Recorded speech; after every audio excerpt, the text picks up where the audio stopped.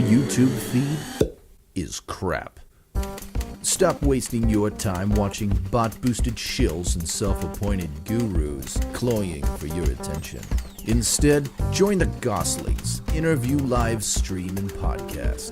The Gosslings, a dark-lit digital speakeasy of free thinkers. A super chat of radical truth-seeking wizards who eat trolls for second breakfast. Topics that'll make your mama's hair stand on end. Ideas that'll make your pastor's knees knock. Guests that will illuminate the hidden chambers of your mind. And interviews that strike down the darkness. Welcome to the Gosslings.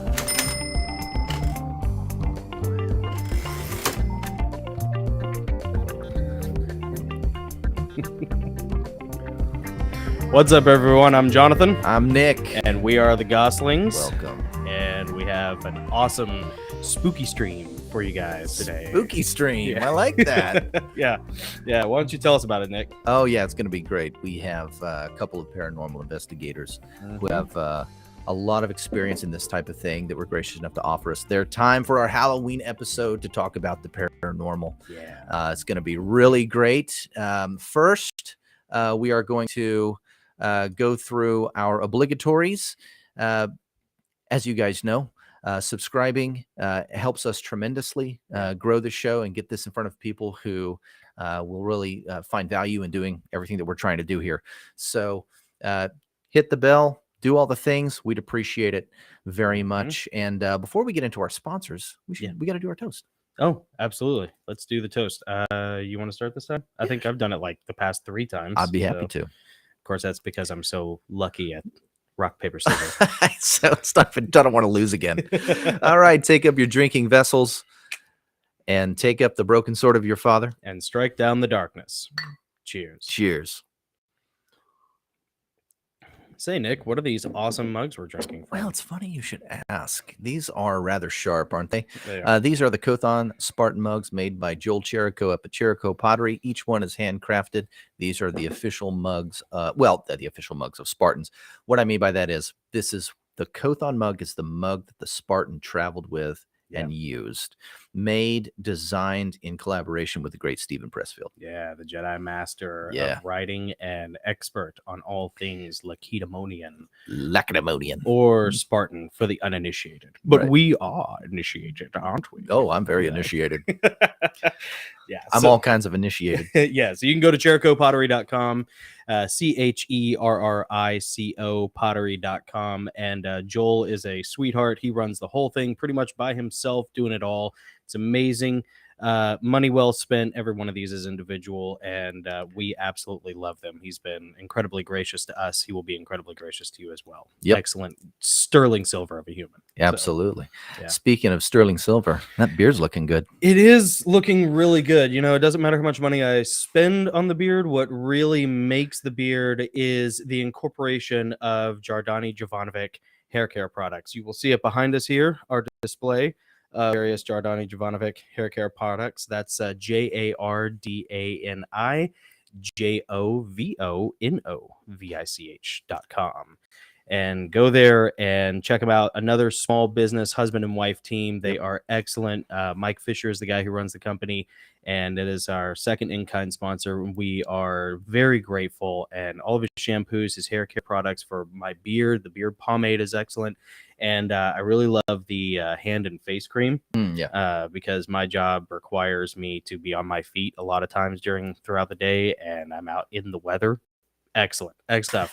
So real products for real men, or as I like to say, be as sexy as you are deadly with JardaniJovanovic.com. Awesome. Thanks to Mike Fisher for the sponsorship there. And we got a lot of people on Mike's on the chat with us. Hey, What's Mike. up, man? What's up? Thank you for joining. Oh, Shannon's on. Good to see everyone. Thanks for joining. I think we are about ready to bring on our guests now, should we? Yeah, I think absolutely. we should. All right. We are today we are being joined by Stephen Tighe and Janet Kelly, 2 paranormal investigators, friends, and now friends of the show. Yeah. Welcome, Stephen and Janet. How are you guys doing?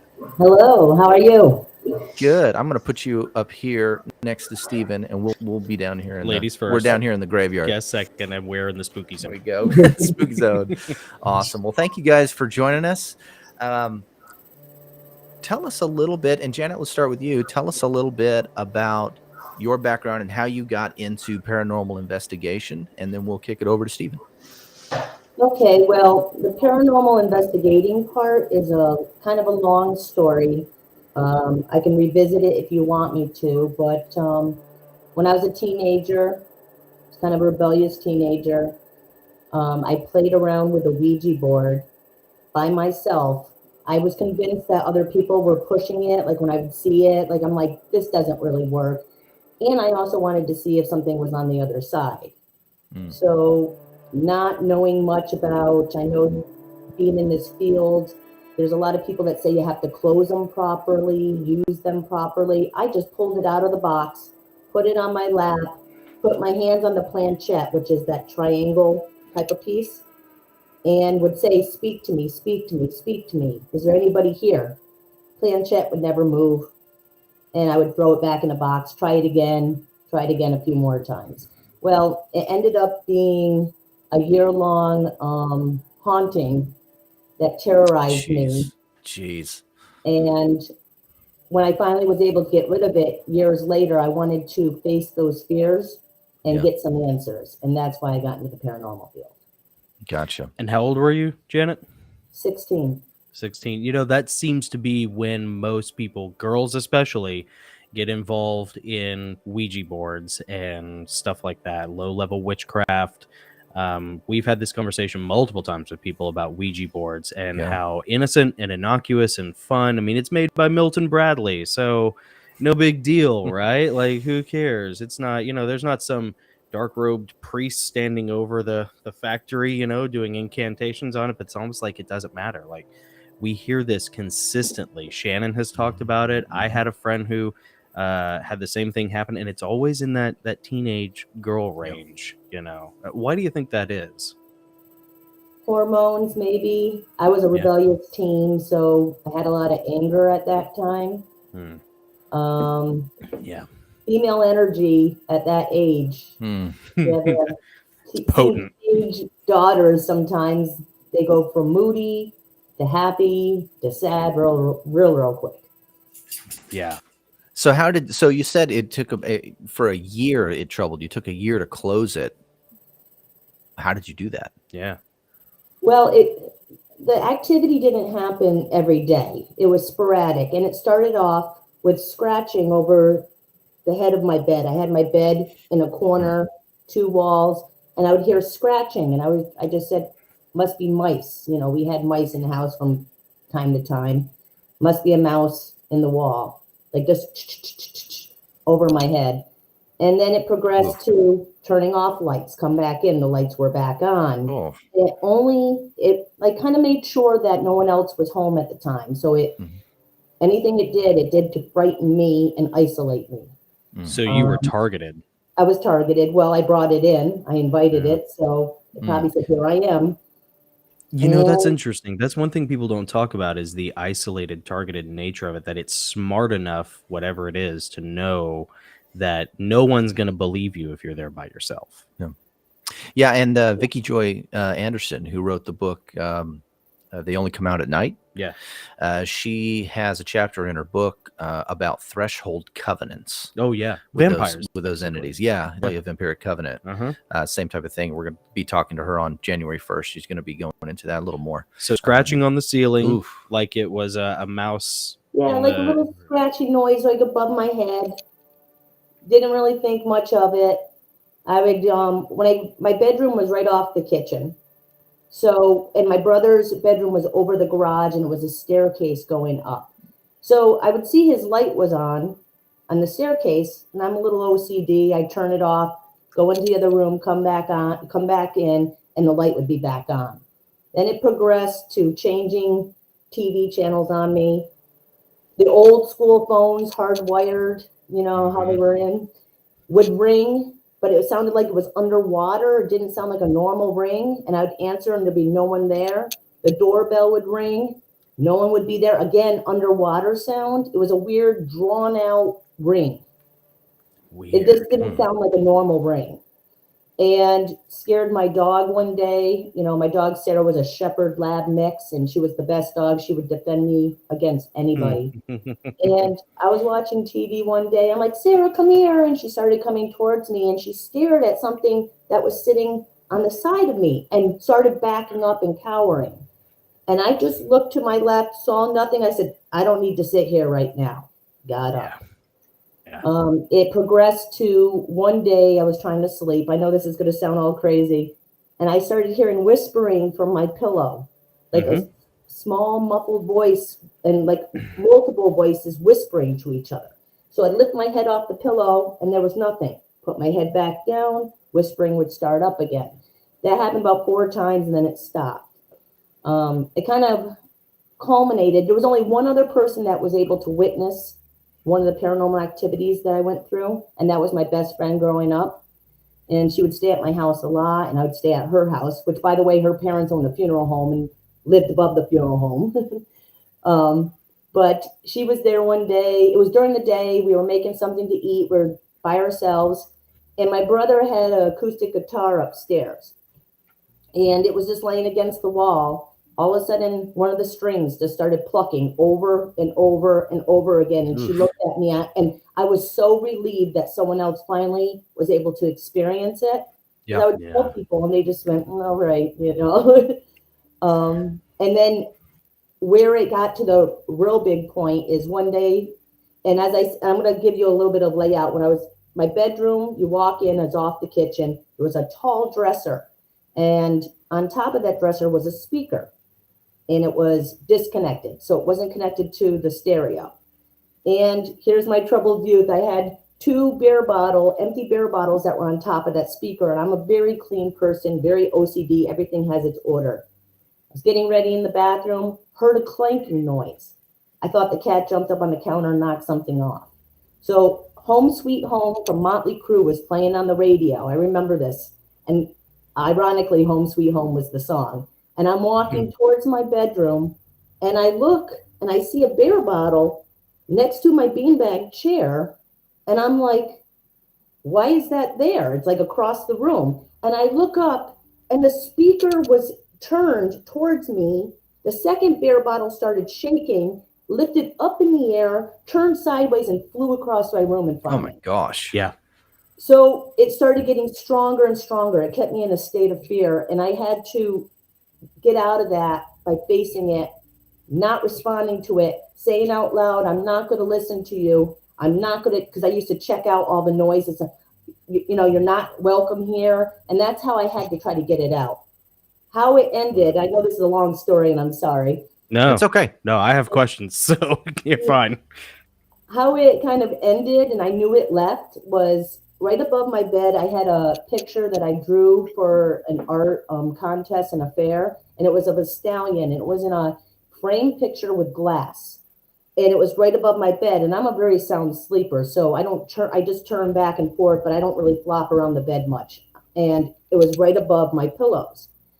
One morning, I wake up, and my nose is pressed against the wall. I never sleep against the wall.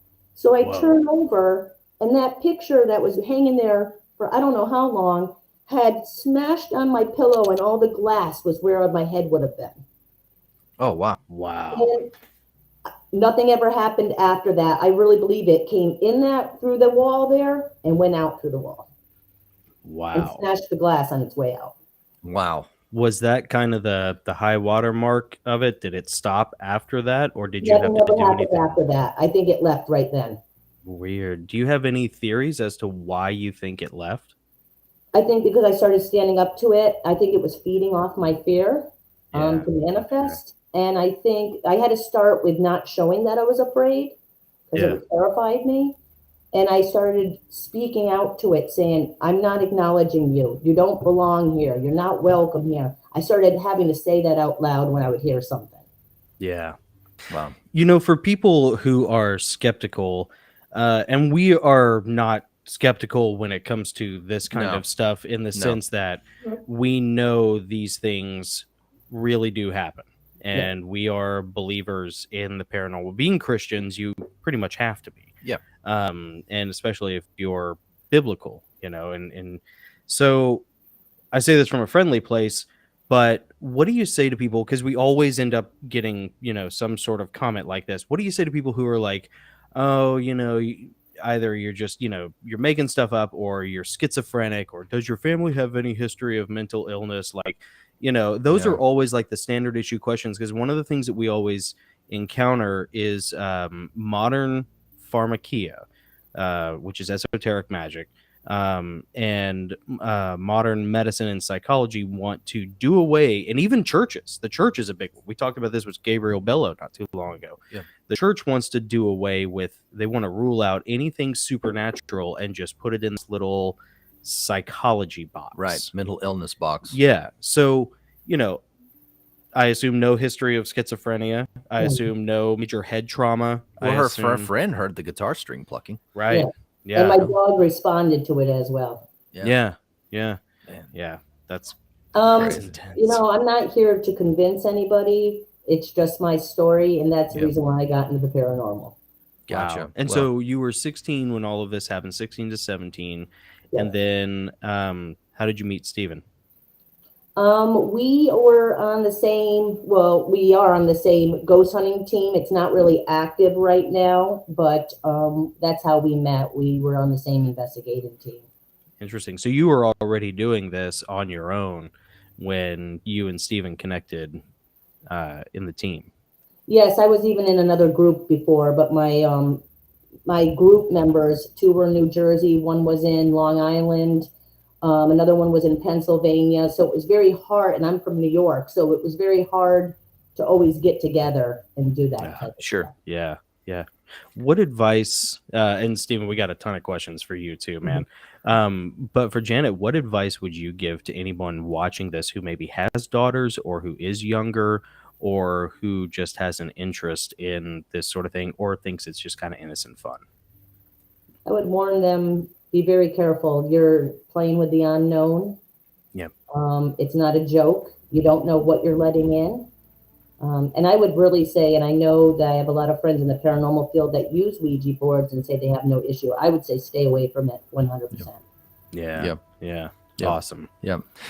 Steven Tighe, The glad man. you're here, man. Thank you for joining us. Tell us a little bit about your background and how you got into paranormal investigation. Well, first off, I'm so glad you started off with Janet. Hers going to be far more interesting. And I have your Jordania Jovanovic. I can't pronounce it. Right Jordani now. Jovanovic. I can see my hair is getting a little. I'm telling you, man, it'll sort you out. You So, won't be disappointed. Yeah, mine's far less interesting. I'm kind of more of a technical guy, and I kind of think of things from the point of, the theories of ghost, and also theories of fourth dimension and dimensions and things like that. And I can talk to you later about how I think that plays in. But my experience at a young age, probably I only had 2. So the first one was I was probably 5 or 6, and my grandmother or great grandmother had died, and I was playing hide and seek in her room, hiding in the closet. And as a kid, of course, I still can't, fathom this in my head, but it felt like these hands grabbed my shoulders and were pulling me back into the abyss. Whoa. And it scared me to the point where I still remember it today, and I'm getting up there a little long in the tooth. So time goes by, I have no interest in the paranormal, and then I go to college. I think I saw someone in your chat that might have said something from Texas, but I went to a college called Stephen F. Austin in Nacogdoches, and that is known as the oldest town in Texas, and there are many things about hauntings there. So I went to a frat party during Rush Week, probably my second year there, and one of the houses was supposed to be haunted, and I was using the restroom above this room that's supposed to be haunted, and I hear this loud banging on the window. So kind of freaks me out. I run out and grab, first off, I just stopped. looked out the window, tried to investigate, and there were no branches hitting, and there was no place for anyone to stand to do that. So I thought, well, that was strange. And then it started doing it again. And I'm not talking about like tap, tap, tap. I'm talking about bang, bang, bang. So at that point, I ran out, grabbed the guy and said, you got to come in here. And then, of course, I never did it again. So I remember that because there were pictures of like a play, and there was like an extra ghost when they took a picture of the play going on. So those were really my only two. And so I spent about 21 years in the military, and I started watching some of the TV shows. And I was like, I wonder if there's anything into that. So after I retired, I kind of started poking around. I had taken a job up in New York in the Buffalo area, and joined up with kind of one group, and that led me to meet some people that actually owned haunted places. And I would say if any of your fans have a Facebook page, if they were to look at Iron Island Museum, they often post EVPs, and they're not trying to talk. They'll have regular conversations, and you'll hear the voices come in, and they'll actually play those. Very haunted place. That led me to another group that kind of did big events. And so we would have some of the TV show stars coming in and investigate some of the more well-known haunted locations in the Buffalo area, but we would expand out to like Gettysburg and other locations. Yeah. Those were ones where usually, especially on Halloween, we might have a bunch of TV stars that you can investigate with and charge some money. And so a lot of all mine, when there's money charged, is always going back to restore the place, to the foundation, to veterans societies.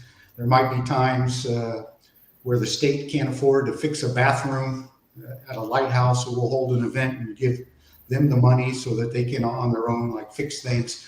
So I'm kind of charitable in that way when I want to help people out. We've done some stuff at Lord Baltimore Hotel. I've been there twice. Big place. We had like over 100 guests, I'd say, or around 100. And all that money went to buying the homeless coats just before winter. So when somebody calls me up and says, we want to hold something and there's something that's worth giving to, then I usually drive or fly up there and help those people out. Yeah. So since then, out of all those things, that was 15 to 20 years ago. I'm losing track of time. But I've been doing it so long that I definitely know things go bump in the night. So whether they're spiritual or not spiritual or a combination, I've definitely seen some things in there that have kind of convinced me. And I think maybe later we've even sent you a few ideas. Yeah. So there's another thing. I don't know if we're going to play any clips from it tonight. It would be something I would suggest because if you guys got a YouTube or something like that, I would look up Brad, B-R-A-D, Progler, P-R-O-G-L-E-R. So I helped in a video that he did. It's about 25 minutes where he has caught paranormal activity off of his Nest cams and stuff like that. We wanted to create a movie. He did. I was fortunate to take a small part of it towards the end where they had all these different experts come on and try and tell the story from, a layman's point of view. What do you see here? Can you explain this? So they have guys that work with Michael Jackson that are audio experts, camera people, air-conditioned people. And so there's a whole video in there. And although I don't like what we're going to call EVPs, and I'm sure we're talking about that later, but the voices and stuff, the physical movement of objects in that, and the manifestation caught from different cameras on that video, or something that might say, if you could take that grain of salt and say, this is actually happening, I'm not sure what it is, but you will actually see objects flying, apparitions, things like that. So I recommend it for people in your guests that might just want to watch something and say, hey, is this something that isn't like a TV show or anything like that? And what was the name of it again? The guy's name is Brad Progler, Progler, and the name of that little documentary is called Lights Out, I think. Lights Out. I think, is that the one? Did you send me that early on when we first started emailing? Because I remember watching that documentary. It happens like in a vape shop that was in a unit, in a rent. It was in a strip. On the end of a strip, and they just couldn't. Nobody, that particular unit just couldn't keep a business in it. Oh, we have those all the time around here. Yeah, there's a couple places like that. Yeah, here in this town. Yeah, that's pretty common. Yeah, but nobody ever talks about why they can't keep business there. But it's like, and we've talked about this before. It's like certain houses. Yeah, there are certain houses that just cannot keep a tenant. Rotate. Yeah. Crazy. Like every few years, the house will go up for sale again. And there's all kinds of theories that go behind it, whether it's the type of land it's on, whether there's running water, maybe electrical lines close by. And so all those things we're kind of looking at from a paranormal investigator kind of thing to see like what would cause something to come. And then you have the traditional ones, like this place used to be a funeral parlor. So, or there was a massacre here, like Lizzie Borden's house or something like that, if there are spirits, something that would keep something around. Maybe one of our patrons and actually the founder of Giordani Jovanovic, it's hard for me to say for some reason, Mike Fisher, just asked a question. He wanted to know if either of you have seen orbs or moving lights. It sounds like you have. Can you guys talk about that a little bit? Yeah, I wish I would have sent it to you. I couldn't find it. Excuse me a second. I have this great one. We had just done some naval ships off in Buffalo Harbor, and then I went to the Iron Island Museum in Buffalo that I was speaking of. So I was kind of doing multiple locations. One was an event, and the other was a private investigation. So the private one, and I'm not a huge orb fan, but when it happened, I was able to contact the museum and tell them the time that this incident happened, and they were able to provide me the video footage because I didn't have any cameras pointed that way.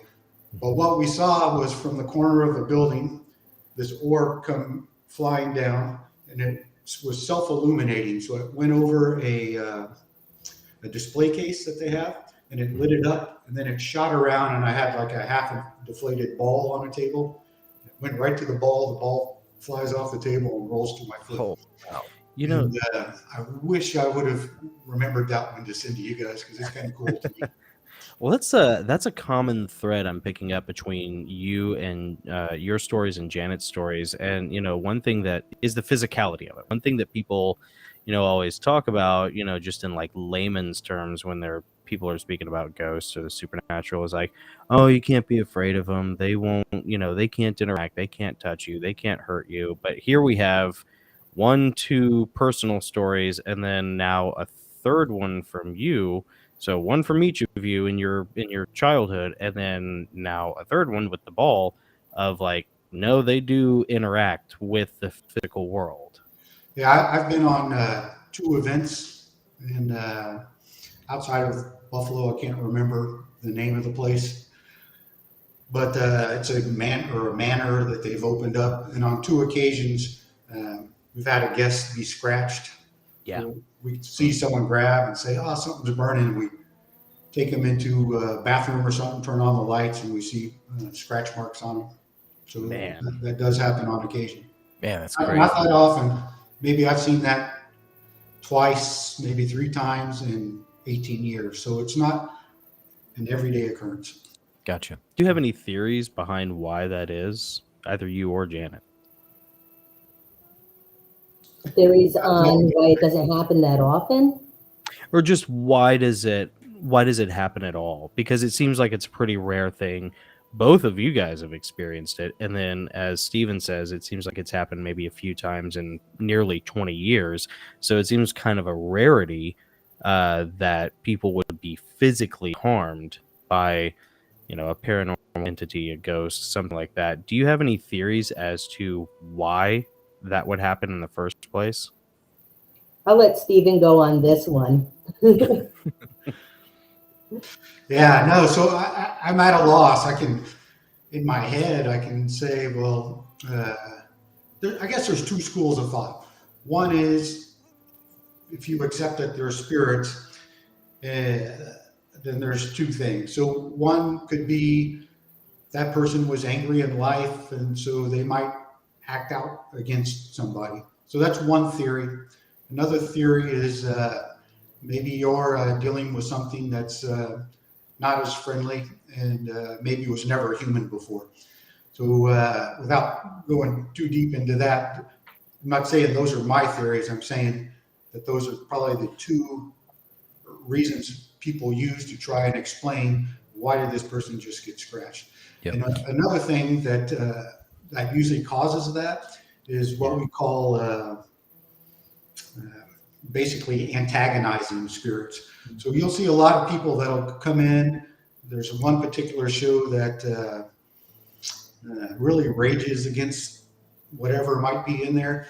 And so as a person that might want to go see what this is and see what this is about, one suggestion I would have is not to taunt anything that might be there, because it might reply. Yeah. Noted. Yeah. You climb into the cage with the tiger, it's your fault if you get scratched. That's right. You know? And just because we get physical doesn't necessarily always in an aggressive manner. I was at Knickerbocker Hotel in Pennsylvania, and I had someone put their hand through my hair. Oh, wow. But it wasn't in a mean way. Yeah. I think it was just like, hey, I'm here. Really? Yeah, not everything is perfect. Aggressive, yeah. Yeah. Interesting. Do you think it takes an exceptional amount of spiritual force or energy or residual life force to be able to, for a spirit to be able to do that? Or is that just a random thing? Or is there some other metric for trying to figure out, why that happens? I have a theory that it takes a lot of energy. I think it takes time to even build up to answer our questions. I don't know if these are spirits that have been passed on for a longer time and they've learned how to manipulate this environment, or if it's just that they've been storing energy up to be able to do that. I'm not sure. Yeah. Stephen, what about you? Yeah, I think well, a lot of the things I've seen where there's manifestations, physical objects being moving, to me seem to be near a source of power. And so I'll give you an example of the vape shop, and this is my theory on that. So it is in the corner, and right behind it, all the power lines connect. So the electromagnetic field that comes off where that is can be fueling. It's not affecting the other businesses. We can't find any history of deaths or anything that occurred in a regular old strip mall, but something that's feeding that they can use to manifest. And so people used to use a long time ago what they called an EMF pump. And so they would take this device that would purposely pump out electromagnetic waves in order to hopefully that a ghost could use it to manifest. Like an amplifier. Correct. Okay. And so it's not great for other types of investigations, because once there's a large field of that energy coming out, might be great in theory if that helps something manifest, but you're not going to be able to use any equipment or other devices or anything like that, because the room is going to be filled with it. And there are more than theories. I think this would be science, that if you're in a large electromagnetic field, you can start to get dizzy, and it affects people differently. So people might start seeing and hearing things because they're being bombarded by it. So I don't use it that much. I have in the past where, say like there's a barn or something on part of the property, and I'll put it in there to stir up the barn, but I'm not in the barn. I'm in the house part. And then when I go to there, I'll turn it off and then see if I catch anything. So in those cases, like it worked. So I have my first video called "I'm a Giddy Schoolgirl" because the camera's facing me and I'm pointing, and you can hear these boots walking above me in the barn. Oh, wow. And then we also caught a shadow figure on video. Really? I want to get to shadow figures here in a minute. But one thing I like about your theory, and this is going to sound stupid, you guys know how I am about technology. I like your theory about how electric fields, magnetic fields, are kind of like this conduit, or it kind of connects somehow the two realms, if you want to use that terminology, where we have the natural realm and then there's a supernatural realm, or the normal and the paranormal. But it seems like the magnetic fields, It bridges the it thins that veil. The Yeah. magnetic frequency somehow thins the veil for some of these entities to manifest here.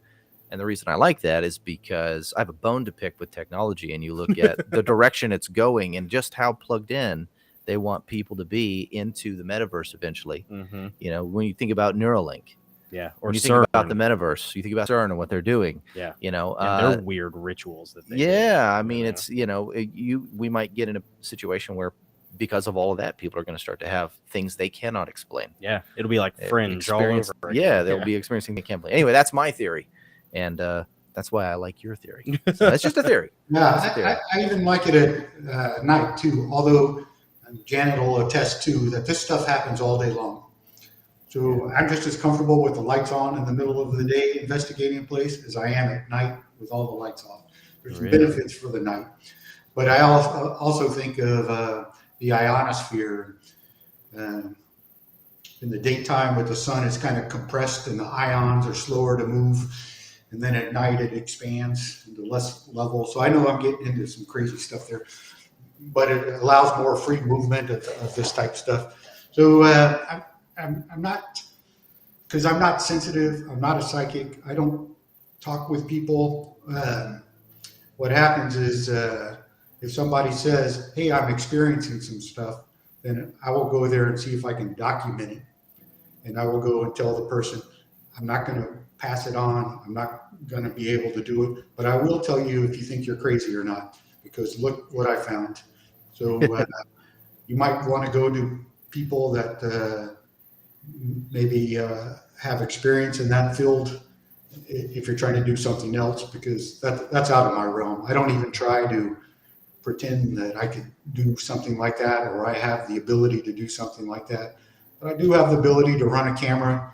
I do have the ability to run an audio recorder. I do have the ability to set up some electronic equipment to see if it goes off, things like that. Cool. Wow. But it's What kind of is your- interesting when he's talking about EMFs. So you're looking at a child's room with a TV, with gaming system, with their tablet, with lighting. Who knows how that's affecting them just being around that much EMF all the time too. Yeah. That's a good point. Mm-hmm. Yeah. What about you, Janet, when it comes to orbs? Have you, what has been some of your experiences encountering orbs, and how is that type of entity different in its activity than, say, like a shadow person? I know obviously they're completely different to experience, but what is that? How is that activity different? Well, as far as orbs, I'm not a big orb person either. A lot of people that know I'm an investigator will show me pictures and say, oh, look at this. I took a picture and look at these spots on the picture. I don't know if it's dust. I don't know if it is a bug on the lens. I mean, there's so many things. I have witnessed at Penhurst Asylum, I had a laser grid out. And that laser grid puts like these pinpoint dots everywhere so you can see if a shadow walks by or not. And it's green, and it's kind of hard on the eyes, the green, but the whole wall in the Penhurst Asylum basement was green dots. And one of the dots was jumping around like this. And my friend and I said, Terry, do you see that? We thought it was a bug maybe in the light, like playing around because if it's hitting the certain lasers in a certain way. And it wasn't. It was actually mimicking one of the laser grid point lights and hopping around. Weird. Now, how is that different than a shadow person? I don't know if it's just a different manifestation of the same type of spirit. I don't know how many manifestations they can go through, be it shadow person, be it full body apparition, be it an orb, be it smoke. I've seen whirling smoke before too. Like, I don't know if all spirits can do that or if there are different types of spirits. Yeah. Interesting. It's actually kind of tied into one of Mike's questions. He's asking you, is it possible that there are different ranks of demonic spirits and have different strengths and powers That's a connected good to them? question. And also if spirits have been there throughout a family's history or passed down from parent to child, or I would tag onto that and say, are they maybe more location based? You want to get this one, Stephen? Start off? Well, I can't speak to the demonic part. There are people, in fact, just 2 weeks ago, we were at a place where there was a Catholic bishop that played some of the exorcisms and stuff that he's been in, which is quite frightening when you listen to it. But I leave that up to people that study that, understand the differences. And unfortunately, I'm not going to be able to answer demonic stuff because it's not my field. I'm really, I know that I believe that it exists. If you believe in God, I would think you would have to believe in the devil. So, Yeah. The yin and yang. Sorry, I clicked on my pen here. I'm probably making all kinds of noise. No, that's okay. You're good. I'll try and hold my arms. So, yeah, I think there's definitely a chance that you can run into something demonic. So you need to be careful of that. And probably from our line, I would never like hold an event or something like that at some demonic place. If people were just interested because they've seen it on TV, they want to come check out a Casper the Friendly Ghost type place. Those are the kind of the ones that I look at. So I hesitate sometimes too, because I feel if you introduce yourself to something demonic, then it will remember your name, and you may over time be affected by that. So I prefer myself not to get into situations, try not to, where I'm dealing with demonic stuff. And I lost your question, so it continue to ramble on. I'll just pause for a second. No, that's an awesome answer. Basically, the nature of the question was generational curses of demonic spirits or paranormal entities that get passed down from parent to child throughout the generations. And then if any sort of demonic spirits have any sort of levels of powers or strengths associated with them, which you kind of answered your take on that. But Janet, do you have any input as to the possible ranking of any sort of demonic spirits and their strengths and powers, and also generational? No, I really hauntings? don't. I don't study demonology. And I know probably that smart. some people, I know there's some people that would view us even talking to spirits, and they might view that all spirits are demonic. I don't necessarily come from that viewpoint. So I don't know much about demons. I try to stay away from them because just what I had in my teenage years, I don't think was demonic, but it scared me enough. I don't want to be oppressed, possessed. It's not something I would run into. Anything with, I will go into places where they have darker hauntings and it's unknown, but I'm very careful when I go there. Like, I know there's some investigators that will say, use my energy to manifest. You can touch me if you want. I don't invite them to do anything. Mm-hmm. I know what inviting has caused me, and in a way, you're still inviting by interacting. Yeah. But I'm not giving any spirit, because I don't know who they are, what they are, an invitation to go home with me, to touch me, to use my energy. I'm not doing that. Yeah. Smart. Yeah, I'm not doing that either. I'm not inviting anything to use my energy. And a lot of people that do ghost hunting and stuff like that over the years are people that have strong religious backgrounds. So we're doing protective prayers before, doing protective prayers after. And That so- was okay. that was one of the questions I was going to ask. Is if well, we'll get to that question in a second, because I know that one that Nick wanted to ask was about locations. Yeah. It was it was one that Jonathan had come up with before we started the interview, and I would really love to know if there are any locations that you guys won't investigate, like you just flat out refuse. Let's start with Janet. At one point, because of the history and just word of mouth and what they've said about it, was Hinsdale House, that I was very afraid to investigate. Again, I'm about facing my fears because I refuse to let something get the best of me. So I did investigate it last year. It was in a big group though, and that's a really small house, so I couldn't get much evidence. And I didn't have any negative experience out of it, but it was positive for me because it frightened me so much just thinking about it that I had to do it. To get over it. Yeah. Sure. I don't know offhand of any places that I wouldn't investigate. I mean, if there was information that was demonic and definitely demonic, I may stay way far away from that. But really, yeah. What about you, Stephen? Well, I have gone to a couple places that have been a little dark. But the thing is, when I've gone to them, I've been with professionals that have been doing this for 20, 40 years that are religious. And like I said, we try and take precautions, and we're not, saying prayers before or after. We're not taunting anything in there to try and make anything violent. It could be just as simple today that we're just sitting here talking right now, and if I was running this recorder, if this place was haunted, I might start getting voices responding just in general conversation. And I'm not even trying to stir anything up. I don't do that in my house because I don't like to do things where I live. You don't want to know. I don't want to know.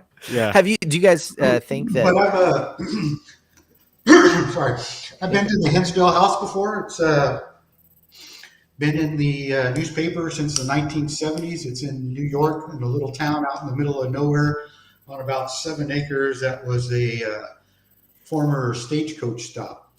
And there were some people that were killing people at the stagecoach stop and throwing them in the water, burying them in different places. And so in the 70s, although when we think of exorcism, it's usually a person, in my opinion, you should probably be focused on a person that might be possessed.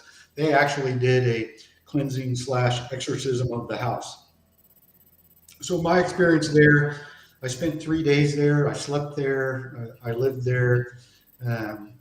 I had some voices that seemed to be kind of mocking me, almost in a fun way, things playing with me, but I did not experience anything that said, like, get out or die or I'm Satan or any recordings like that. So it was, for me, it was an experience, especially when you get to stay in one place for 3 days. You get more chance of things to happen. And so that was my experience. But going in, I knew the history. So there's some intrepidation when, before you go into a place like that. I went into a place called the Horsefly Chronicle House. And so there was a guy, I think he's a YouTuber and a podcaster. And he's written some books, and he believes he was pulled from hell kind of in some level, and that he's being haunted. So he has a modern house, and that is what's causing the haunting in his place. I got a few hours in there. I didn't come across anything, so I had no evidence at the end of it.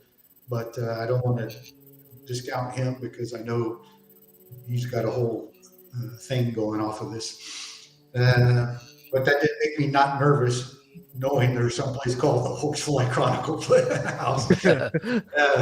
Where's a third? I'm a little bit nervous, honestly, with this vape shop. Really? Because I'm not quite sure what it is yet. Not ready to put the stamp on demonic, but or is it poltergeist? because we haven't really talked about the different types of hauntings. Have you been back since the documentary was made? I have. In fact, I sent you something that happened recently. Yeah. And I have some other stuff, but I can't play that because I might do another documentary myself. I have some people that are interested in putting up another documentary with some more evidence and more voices and stuff like that. Yeah. So I wasn't able to share that with you, but I get a little sneak preview with that. So, I'm not sure how we can hear the voices or whatnot, but that's my quick plug, and I promise that'll be it. So a friend of mine, so I'm a retired intel officer from the Army. I've worked for the Defense Intelligence Agency, and now I provide support for counterterrorism. So you're used to listening to people, basically.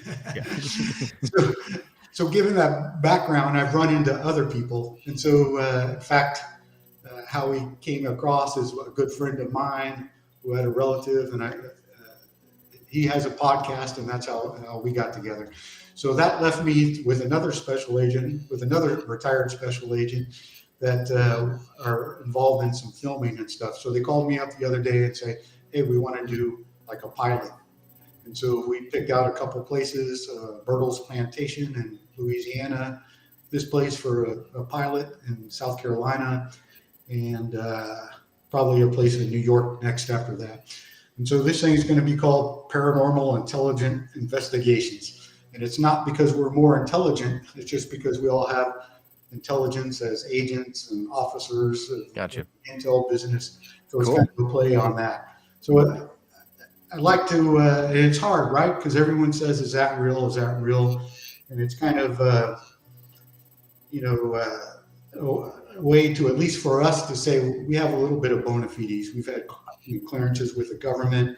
We've worked and we've deployed to all these terrorist locations and stuff like that. So we're not going to try and fool you. We'll get something or we won't, or we will. It's not going to be a TV show for entertainment. It's going to be more like a documentary. Yeah. So that's coming, but not till maybe January. Okay. I gotta get Thanksgiving and Christmas. Okay. When it comes time, where can people find that? Will it be like on TV? Will it be streaming? Will it be on YouTube? I think the plan right now is it's going to be on YouTube. They're just trying to this. I know they're doing some other filming because my friend just sent me some pictures, and he was filming with Eric Roberts, Julia Roberts' brother, and they were doing some type of film. He didn't tell me the name, but he was just sending me, them hanging out. So they do have some Hollywood stuff going on, and this one I think is going to be YouTube. But if there's a big enough audience that kind of enjoys that, maybe we'll look at seeing if we can expand that. Okay. That kind of did answer one of my questions. I was going to ask you if your military experience had helped steer you in the direction of your paranormal investigations, either, maybe being assigned to somewhere in Nevada or, other black sites or foreign countries or anything like that. But it seems like your intel work was, did that supplement at all? Or was there, aside from just like finding the X-Files or finding other stuff and just getting into this, was there anything in your military experience that kind of steered you in this direction? I think I can say, yeah. So I speak 3 other languages besides English, Arabic, Spanish, German. Okay. So I'll get into some places where I might use the language if I'm doing something internationally. Like one time I was in Jordan looking at an old fortress that Lawrence of Arabia used to work out of. So I went up to his office and I was using Arabic to see if I could get any kind of response. I didn't that day, but the other part is for part of my time I did interrogations. So sometimes I've tried to word things or something that I might use in an interrogation, even a law enforcement type interrogation or an intelligence type and try to word something that way to get a response other than direct, like yes, no. So those might be 2 incidences, but for the most part, I would say no, other than it taught me how to use a computer, things like that I can use now to listen to audio and blow it up and all the great things you do with podcasting and all that. Yeah, yeah. Um, how do you approach? So you kind of talked about this a little bit as far as like praying beforehand or afterwards, but like, how do you approach rituals involving hauntings? One of my questions was going to be, do they help or hurt your investigation? They seem to help. Are there any times where you've worked with anybody and you've ran into a series of types of rituals, whether it's burning sage or putting, oil over doors, any sort of exorcist style or witchcraft style rituals, either good or bad, that have helped or hurt your guys' investigations? I think every paranormal investigator has their own way of protecting themselves. Some people do use sage. I can't stand the smell of sage. I don't like the smoke smell. I know there's some people that carry holy water on them. Some people that have like medallions, like with St. Michael Sure. medallions. Everyone has their own, within their own belief system Yeah. of how to protect themselves. I've never really seen anything negative, but then I wouldn't be hanging around with people in the paranormal that are trying to stir up or conjure more things in that way. So, are there any rituals that you've encountered that were meant to be positive, but you find over and over again have negative consequences that make it worse? Are there any mistakes out there that people are making when it comes to that sort of stuff? well, I'm sure there are. I haven't seen it personally. That's Again, good. most people do. Some people don't even say anything when they go into an investigation. They're praying in their own head, or they're doing their own thing prior to even getting to a location.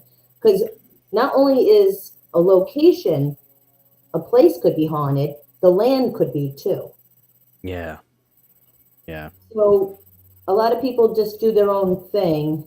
I have not seen anything, maybe Stephen has, that has been a negative in the way they handle things. No, I think most of mine, except we do have a friend or two in the paranormal that may not have Christian religious points of view. And so those people might have different rituals. Whatever they want to do is what they want to do. It usually happens for me after the fact. And so I'm comfortable with praying to the Lord, and I'm good with that. I'm not big on sage, and I don't care if people use it. I mean, just not me. But I don't think I've seen it negatively affect. We usually don't do a ritual before. We might say a prayer to Jesus and say, protect us, and things like that. But that's about it. And I've never had, that I know of, an investigation ruined because we prayed before and after. Yeah, good. I bring it up because one of our patrons, Shannon, I think it was Shannon who had mentioned that she was a witch. She was a lesbian witch for a while, and then she got saved, and but she had a lot of paranormal stuff, and we hear this repeatedly, that her experiences, many other people's experiences, including mine and Nick's, as far as dreams go, that when you encounter paranormal things or what you think might be alien abductions or something supernatural, really there's power in the name. Yeah. And when you start saying Jesus's name as a defensive measure, it seems to have a pretty positive effect. When things, start to get kind of aggressive. And then our narrator, Adam Burrell, his father is an Anglican priest who was tapped to be on the exorcism team that they had out there in Bury St. Edmunds in England. And he takes a much more, how would you call it? A much more therapeutic approach to his exorcisms. It's not a confrontational thing at all that he does.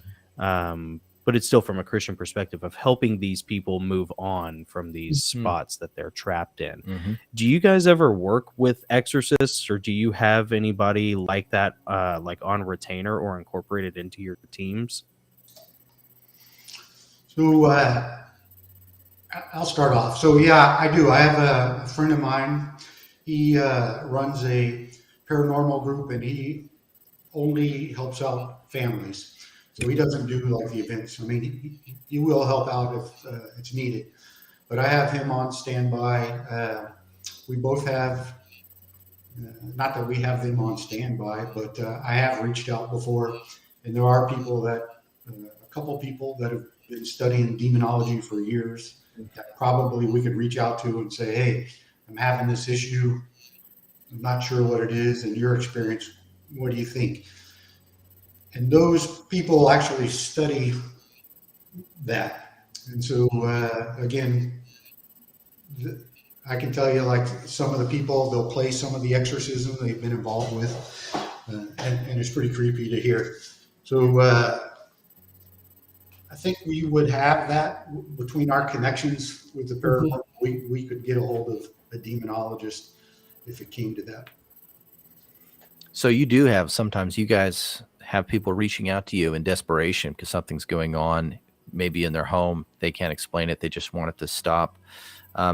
Janet, have you ever had someone reach out to you with that particular need? I have a lot of coworkers that will say, my house is haunted. And I'll be like, why do you say that? Mm-hmm. But I don't have a lot of people asking me to investigate their house. I usually do not like doing residences, only because you can stir up a lot more by doing an investigation in someone's house. And I don't want to be responsible for creating even worse activity. These people have to live in this house. They may have children. I am not going to even think that I could possibly, there are some people that probably can move on spirits. I don't move on spirits. If a spirit says, pray for us, I will pray for them. But I don't want to bring more trouble to a person's house. So I usually just do major locations, asylums, prisons, those type of places, because I really don't want to be responsible for somebody else's stuff. Oh, yeah. Well, I mean, you've encountered firsthand just how aggressive these things can manifest and torment someone early on when all this started. That makes, yes, and I do want to like hint on, I know back before when Stephen was saying about provoking, that there are some people that provoke in the fields.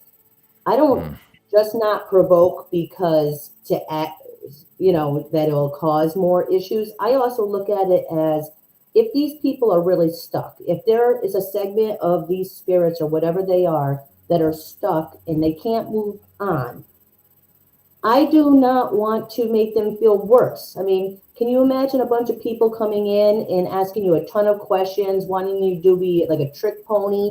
Can you knock on this wall? Can you answer us? How old are you? When did you die? I mean, some of these people may be tormented on the other side. I'm not about to make them feel worse. So I have that empathy for the spirit field in the world, just not to aggravate them because they may be tormented in themselves.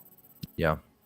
That makes sense. What is your guys' ultimate objective for this kind of thing? Is it just to do research and catalog, or is it to help spirits move on? What is your primary goal in what you're doing?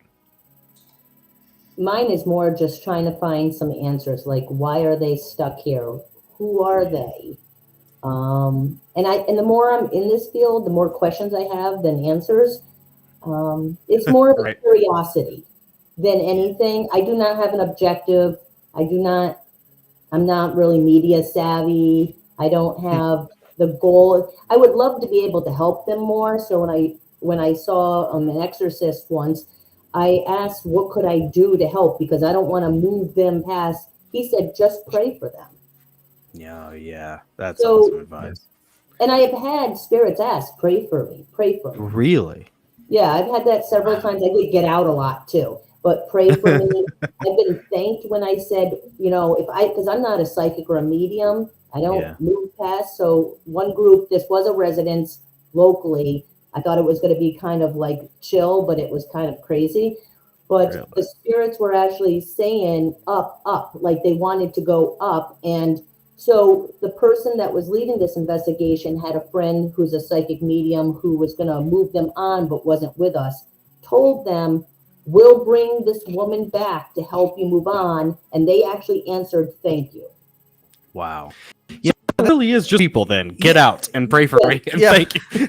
Well, yeah, Out a exactly. lot, by the way. But that's really interesting though, because a lot of people, a lot of Christians think that whatever's on the other side, it's either angels or it's demonic, you know, and they don't entertain the idea that there might be other types of, they might even be stuck human entities or something like that.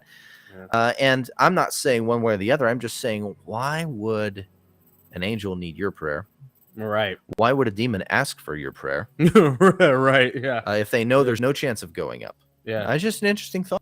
You know, it's something to entertain, something that I'm thinking about it right now.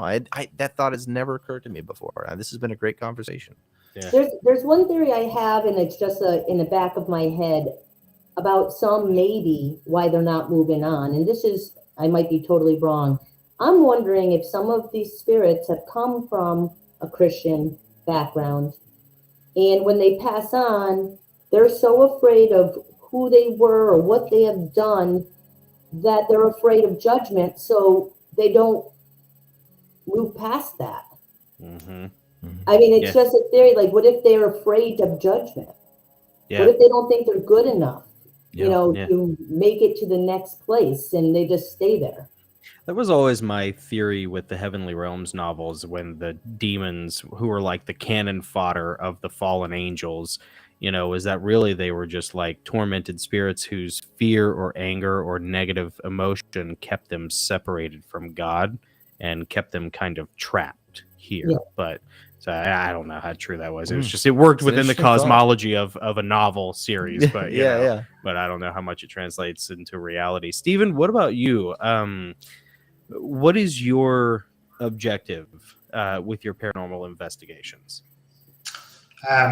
It used to be early on.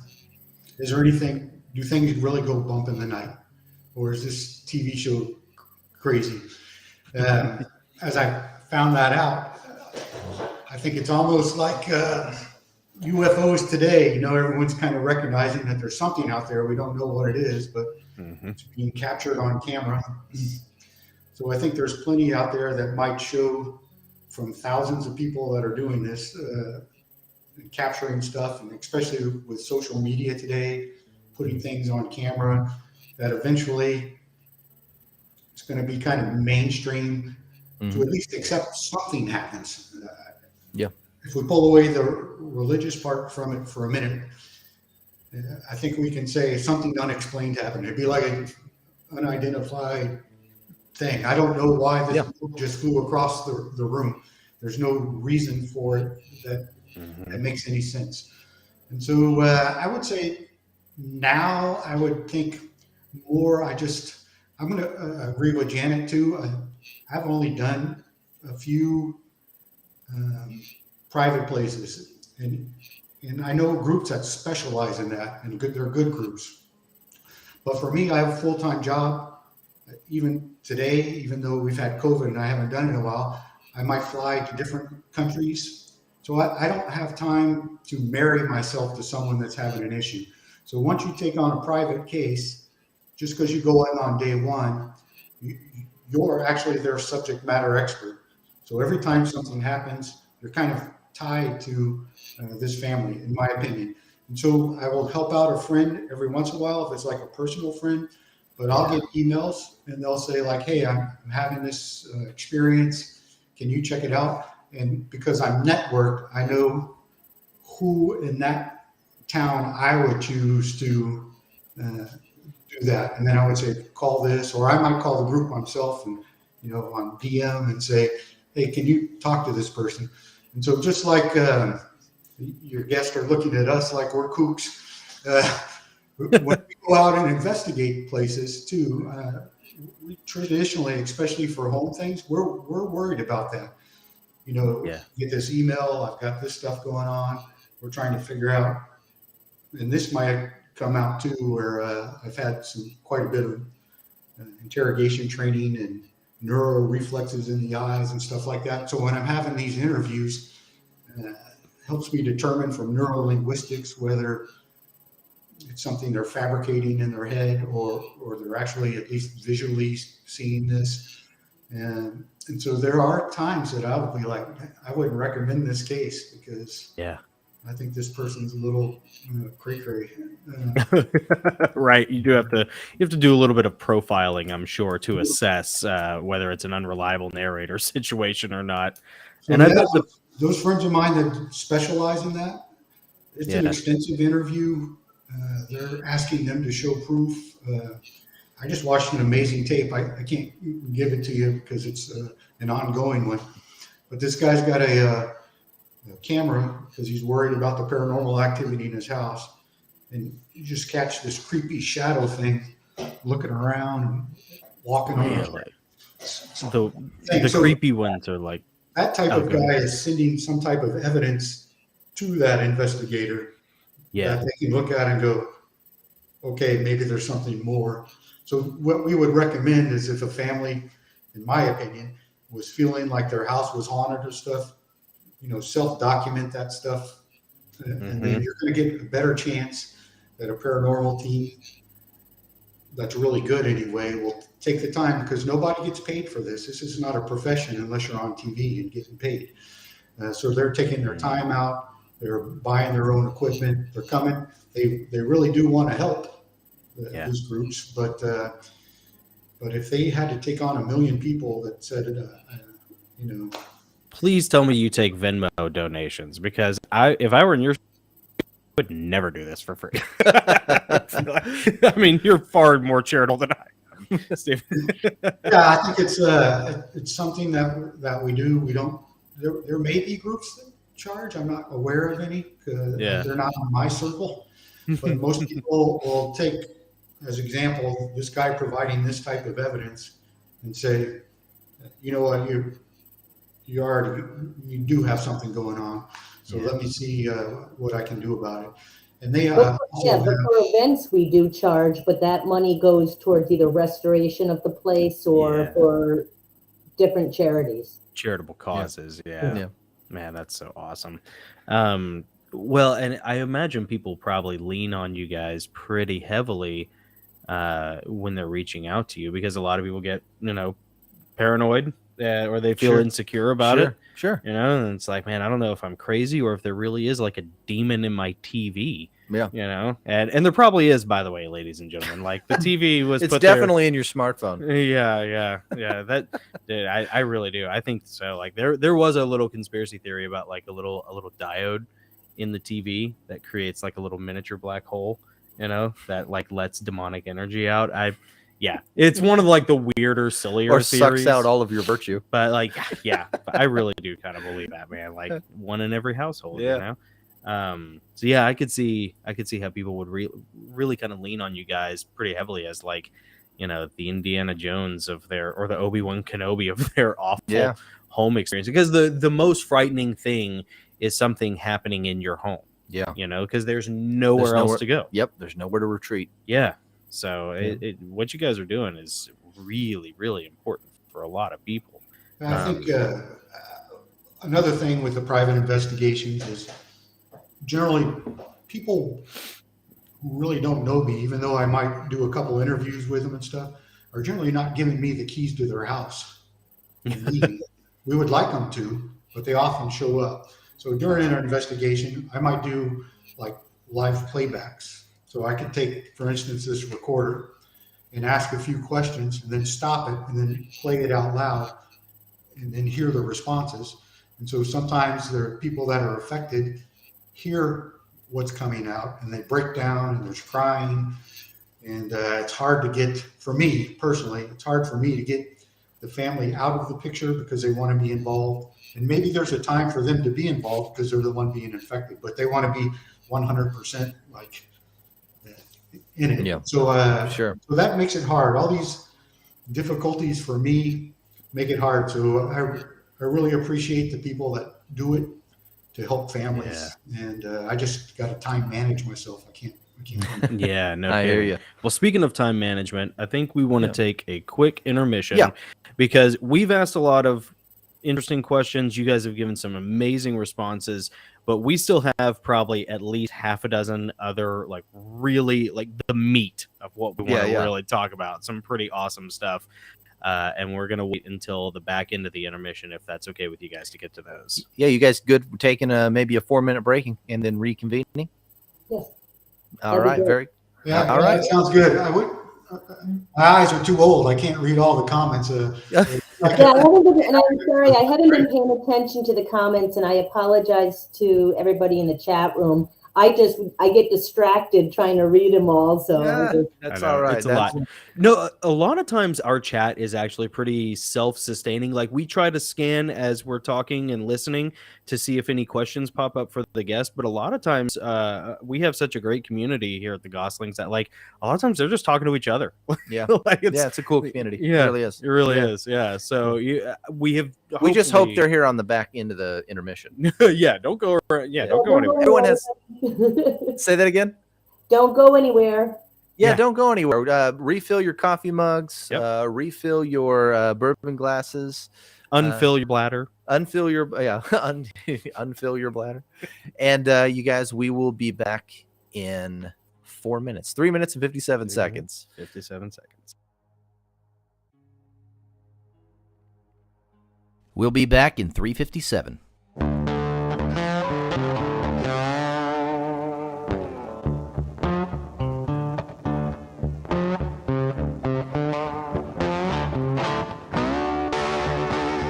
Who are we? Well, we're the Goslings live streaming podcast, that's who. We are a dark-lit digital speakeasy of free thinkers, deep divers, and professional artists, all waging a rebellion against the beast system and its hoary minions of internet censorship. And what does that mean? Well, during the Prohibition era of the 1920s, alcohol was outlawed in America. Illegal industries arose to meet the demands of people who, through no fault of their own, were being coerced by their government to conform to tyrannical cultural expectations. Speakeasies arose throughout the country, secret underground hangouts where people could gather in solidarity and enjoy the freedoms that they once had but were told are now punishable by arbitrary fiat. In the draconian hellscape that is today's cyberspace world, truthful content is considered contraband, prohibited by our nanny state technomasters, our faceless, finger-wagging, benevolent overlords who decided for us, oh thank goodness, what speech is to be protected versus what naughty topics are verboten. And the complex pseudo-legal codex which defines this punitive overwatch is known as none other than the dreaded community guidelines. But here at the Goslings, we don't cotton to that nonsense. No, sir. As your insufferably self-absorbed, disarmingly self-deprecating, and mostly harmless hosts, we have meticulously scoured YouTube's unholy technocratic scriptures of community guidelines that would let us wiggle free of this dastardly mortal coil ensnaring what remains of liberty and logos. And what did we find? Well, not a darn thing. So, we've taken it upon ourselves to provide an alternative solution that's sure to scratch your freedom-loving itch. And what do most of you, our faithful viewers and listeners, want to talk about? Well, we can't tell you because on this platform, that's simply not allowed. That's exactly why you should head on over to patreon.com/the Goslings and become an exclusive member right now. Do it now. After all, where else are you going to get the kind of truth bombs and wild theories from some of our most fascinating guests and other like-minded individuals in this age of decentralized propaganda and depressing isolation? We want to violate all of YouTube's community guidelines, and violate them hard. With you, dear audience member, just not here on YouTube. We want to do it away from the insidious monitor bots scouring every spoken word and the unregulated doublespeak of YouTube's serpentine hive mind of woke AI. So for only $5 a month, you can become an honorary member of the Goslings. You'll get access to exclusive content and interviews where we talk about all the naughty topics, baby, and say every no-no word that the algorithm wouldn't let you so much as think about on our standard YouTube live stream. And if this wasn't bad boy enough for you, you'll get a 15% discount on all of our merchandise, free digital downloads of selections from our writing material, and, check this out, access to our monthly Discord chat, which we like to call the Goslings After Party. Because what good is a victory if you can't celebrate it afterwards? So head on over to patreon.com/the Gosslings, or just click the link in the show notes and become an exclusive member today.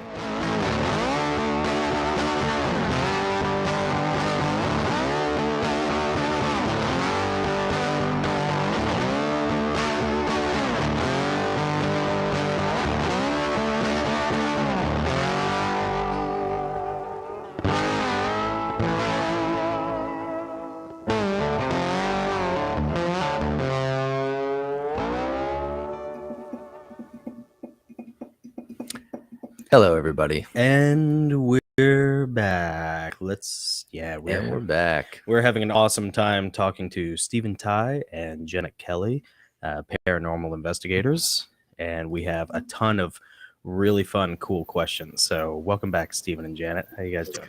Thank you, but I'm going to need about 2 minutes. We have a famous place called Tim Hortons Coffee up in the north, and I got some down here in South Carolina. So my cup is brewing, but it's almost. So if you stare at my blank walls here for a minute or two. No, that's fine. No worries, man. No worries. Go grab it. Yeah, we'll kick the question over to Janet here. So we've kind of talked about procedures and what you guys do. How does it work for you as far as your procedure? Like if someone has something that they want to have you investigate, do they reach out to you, or do you have a forum? Do you go looking for people or places? You typically reserve for larger locations, it seems. So what's your procedure for that? Well, when you're on a team, usually the founders of the investigative group will reach out to places that want to do events, or someone that has reached out to the main people, like, this place is haunted, will you come and investigate? When I do things on my own, I may look through like Haunted New York and find places and call them and reach out and say, hey, you have activity, would you ever want an investigation? And again, not residences, but businesses, things along those lines.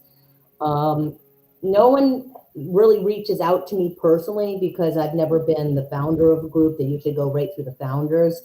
But I've had people say, yes, we would love an investigation. We've never had one here. It's near Halloween time. Just to see what they have, or their employees are experiencing stuff and they just want some validation on there's something here. Yeah, awesome. What about you, Stephen? What is your procedure? Do people reach out to you, or do you go looking for it and reaching out to them? What typically works? You know what? Are we talking about private, or we're talking about a business? Let's do private first and then business second. So on the private, I don't reach out to anybody. They will reach out to me, and usually if I'm with a group, at times I'm on the admin of it, so people will do it, or simple word of mouth. Hey, something funny's going on at my house. Well, I know this guy from the firehouse or whatever, who knows a friend that does this. And then the next thing you know, I might get a text. Hey, can I give you in touch with this lady? She feels like there's a haunting. And then I'll get in touch and I'll what location are you in? And then if I know some groups in that area, then I'll reach out to them. So it's kind of a network of who you know and things like that. Yeah, that's awesome. Now, businesses, I would say that it's quite the opposite. So we would want to get to know the people. Sometimes we know the people that are on, say, the board, like, say, Buffalo Central Train Terminal. In some of those cases, we have to get to know the people that are on the board of directors. Say, hey, we'd like to do this. And they might be a little hesitant. It's an old abandoned building, but they need money for restorations. And if it's a big event, because it's such a big location, they might be a little hesitant, and then we'll come back and the next day say, well, we earned $5,000 for you this weekend. And they're like, come back anytime you want. Yeah, thanks. Because at the end of the day, they don't have to be there. We'll get the news involved. I can't tell you, Lord Baltimore usually hold some things. Now they're pretty nice. They'll put us in the hotel and pay for that, and maybe give us a little dinner or something like that. Yeah, they're great, the Lord Baltimore, and they're very charitable to their community. Oh, that's awesome. And Yeah. so I have to wake up at 4:30 in the morning to go meet the local newscast and pretend like I'm ghost hunting at like 4:30 in the morning for their news shots, and then they have the live view where the next group comes in and I'm pretending like I actually am ghost hunting, but I'm not really, because now they can show for 5 minutes, because it's trying to draw attention for people to come to the website to buy tickets so that we can buy these coats for the homeless and whatever that hotel wants to donate to is usually we in fact they take the money and they donate it. So for our effort to fly out there and stuff like that, then they usually take care of us. That's good. Absolutely. Man, we got like half a dozen of killer questions here. So Nick, you want to, I know I've asked a ton of questions. Yeah, I want to ask this one. This one. Okay. I want to start with let's start with Janet. What is the weirdest, not scariest, not not the one that gave you the most feel goods, but just the strangest, most bizarre, the weirdest paranormal entity that you've encountered? Yeah. Okay, this is going to be really weird. I don't tell many people. Probably only a handful of people know this one. Probably was, this was even before I was ghost hunting. And I was living with my ex-fiance, and there was a thunderstorm, lightning storm. And I love lightning storms. It's something I got from my father. And living in a city area, there's a lot of lights, so you can never see the sky. Well, a big lightning bolt hit, and like the whole block went black. So I said, that's a great opportunity for me to look up at the sky, sky watch, that type of thing. And I left outside the house. It was on the corner. It was a corner house. Right across the road was a Greek Orthodox church. On the right side was a Christian church, and 2 doors down was like a kind of like another type of Christian, like evangelical type of Christian church. So there was like 3 churches on this block. And I'm on the corner away from the house, just looking at the sky and everything. And I heard a chain. I heard it from a distance, and I looked, and now the whole road is black. Everything's black because of the storm. And I saw, blacker than the blackness outside, it was a dog, but it had a body of like a grizzly bear. I couldn't see any defining qualities to it, except it was jet black. I could see the shape. It had a boxy head, and I know animals. I used to be a veterinary assistant. Boxy head, almost like a Rottweiler, but it was huge. And it was sniffing the ground, walking towards me. And I could hear a chain, but I couldn't see a chain.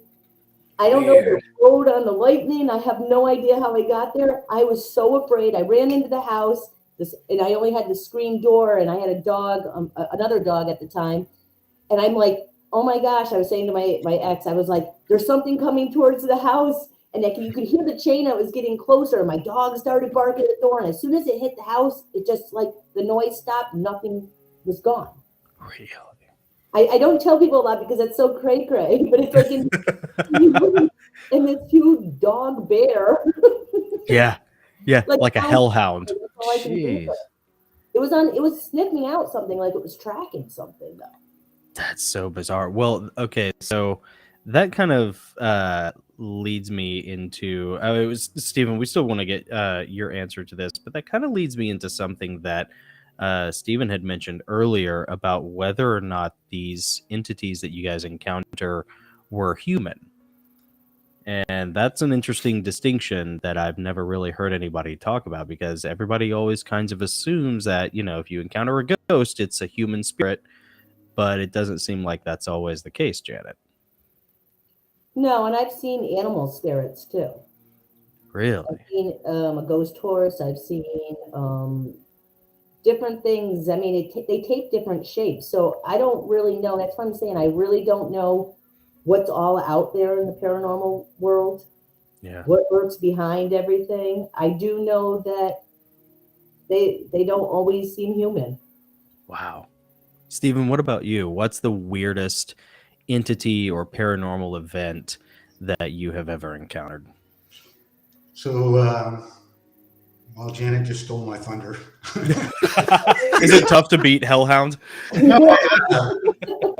I want to just, remind everything. So, one, we're talking about spirits that are not human, and that could be elementals and things like that that some people prescribe to, not necessarily a demon. But I was going to say for my strangest is I was going to talk about cats and wondering how pets are also sometimes caught in a ghostly figure. And so one is we've caught on camera is at that Iron Island Museum in Buffalo. Great place to go to. And the second was, and Janet might have to help me, we were doing a Halloween special for a local TV show. And then we had saw a place that was on a show called Ghost Hunters. And we had an extra day after the filming, and we did an investigation at the news, or the, not newscaster, but the Wicked Housewives of Cape Cod. Oh, you're talking about New Orleans? Yeah, that was it. I couldn't remember the name of the place. New Orleans bed and breakfast or inn or something. I'm sorry. Yeah. The Orleans Inn, I think it is. And so we were talking to the guy and said, well, look, the owner of the place. And he showed us around and showed us some secret bootleg rooms and stuff like that. And then he said, I'm going to put you in a room, I think it was Janet's room, that has cats. So we just walked in. I was loading some stuff in my room. She was putting some luggage. And she Not came real out. cats, sorry, not real cats. So, yeah, sorry. So the hotel has no cats. Documentation of these cats meowing in this one room. So she comes running out, says, you got to come listen to this.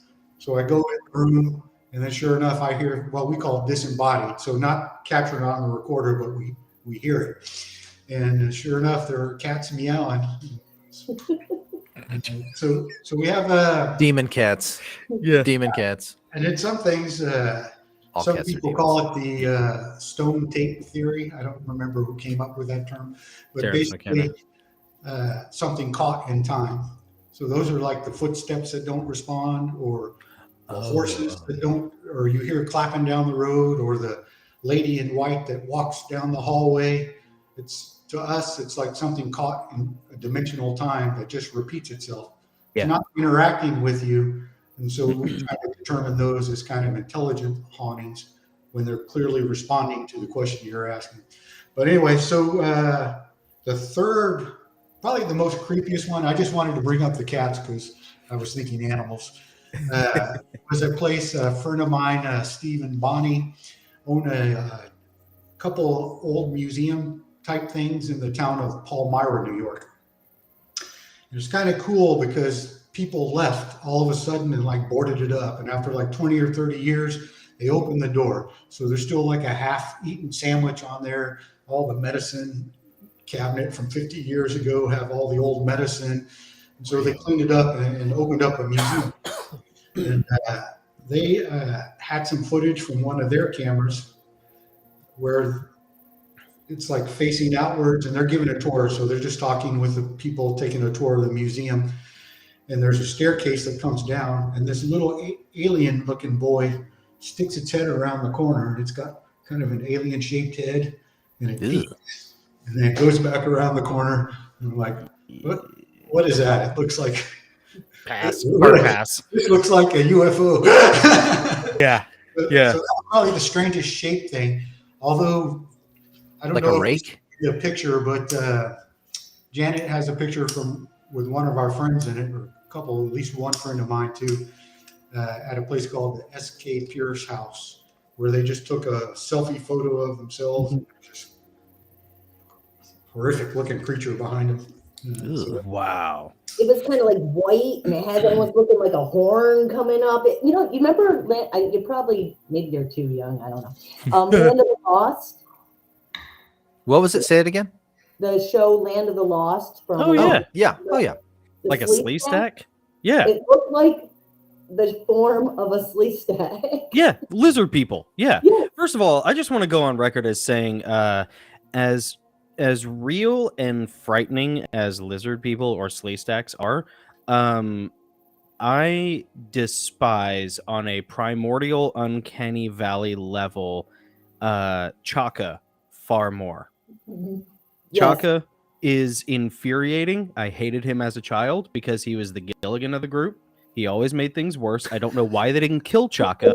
And also, Chaka is clearly a pre-Adamic race monstrosity and is probably demonic in nature and needs to be killed.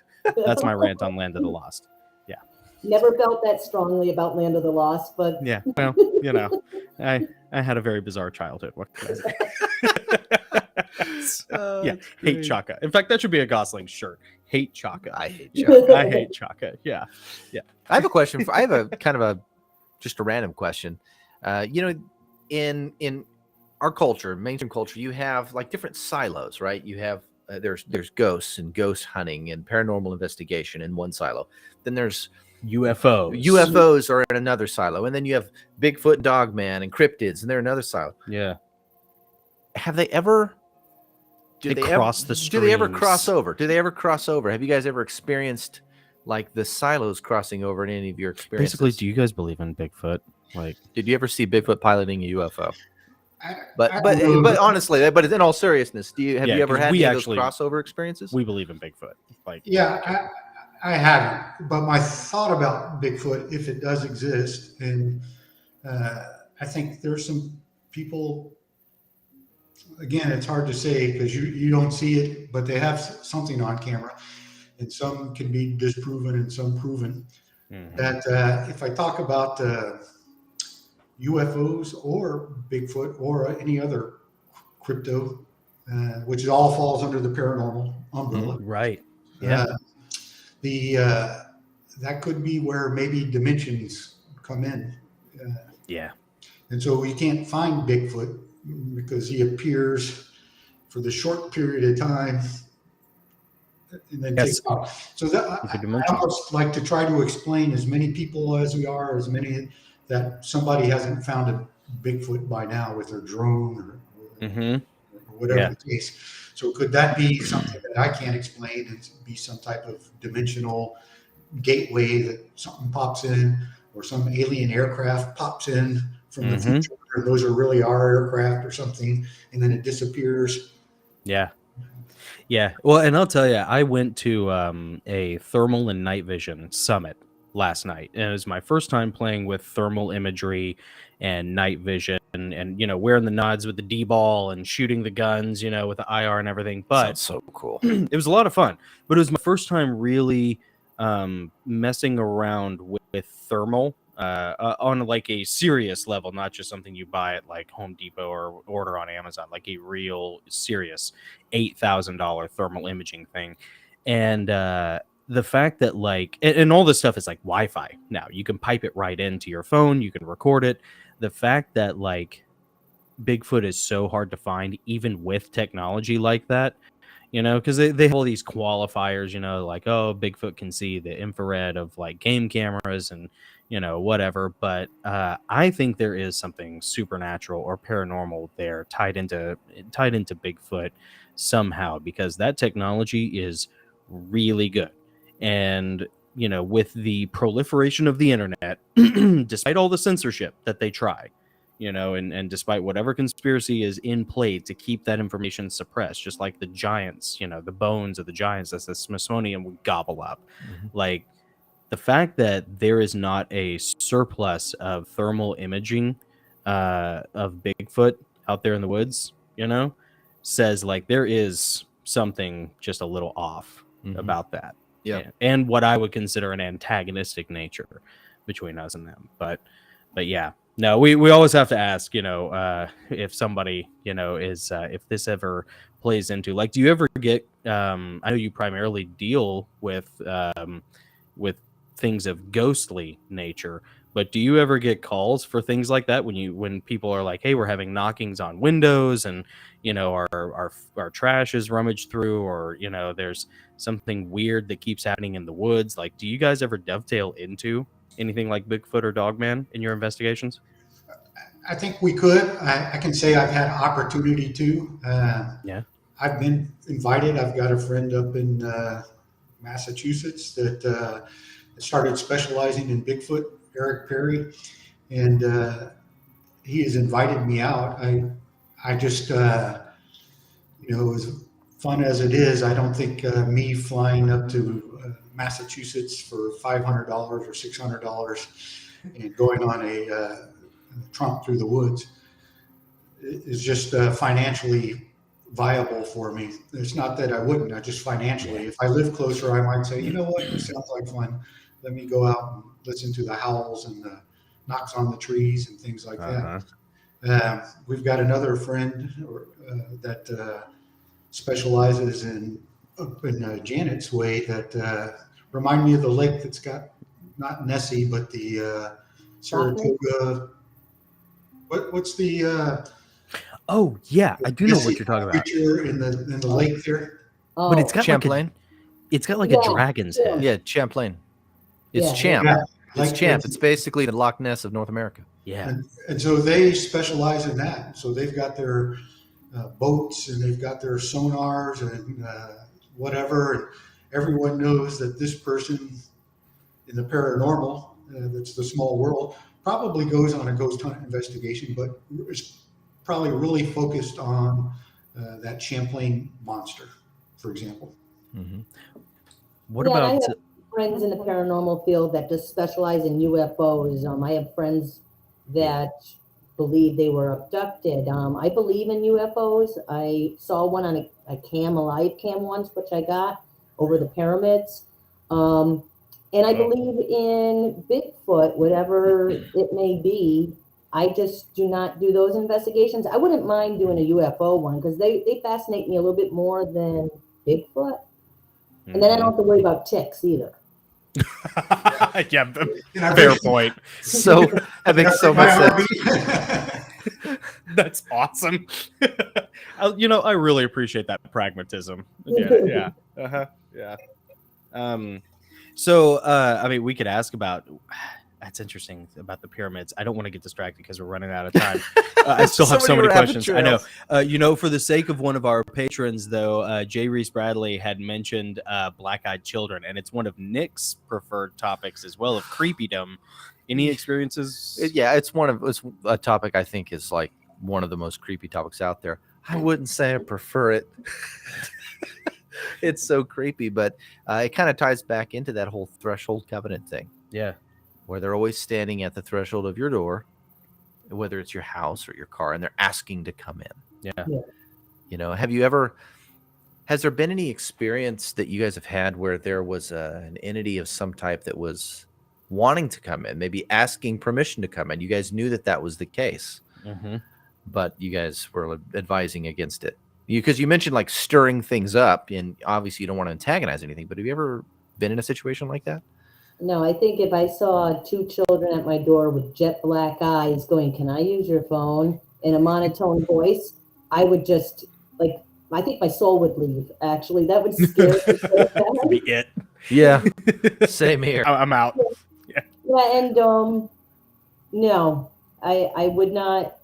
That reminds me of Salem's Lot too. If you remember that movie when he's like clawing on the window. Ugh, yeah. Yeah. Not letting you in. Yeah. Well, this is why everyone needs a nosy neighbor, because what you tell those kids is, no, you can't, but you can use her phone. Right. Yeah. You want to go I find the wouldn't open the busybody. door if I saw that. Honestly, Okay. It creeped me out. Just the thought of black-eyed children, they creep me out. Yeah. Yeah, for real. Me too. Um, What's been you mind if I ask another one? go ahead, Stephen. What were you going to say? No, just real quick, I was just going to add to, even when we're in a location, nothing is locked in that location. So we also have researchers, and they'll research the place in depth. How many people died there? When did they die? What were their names?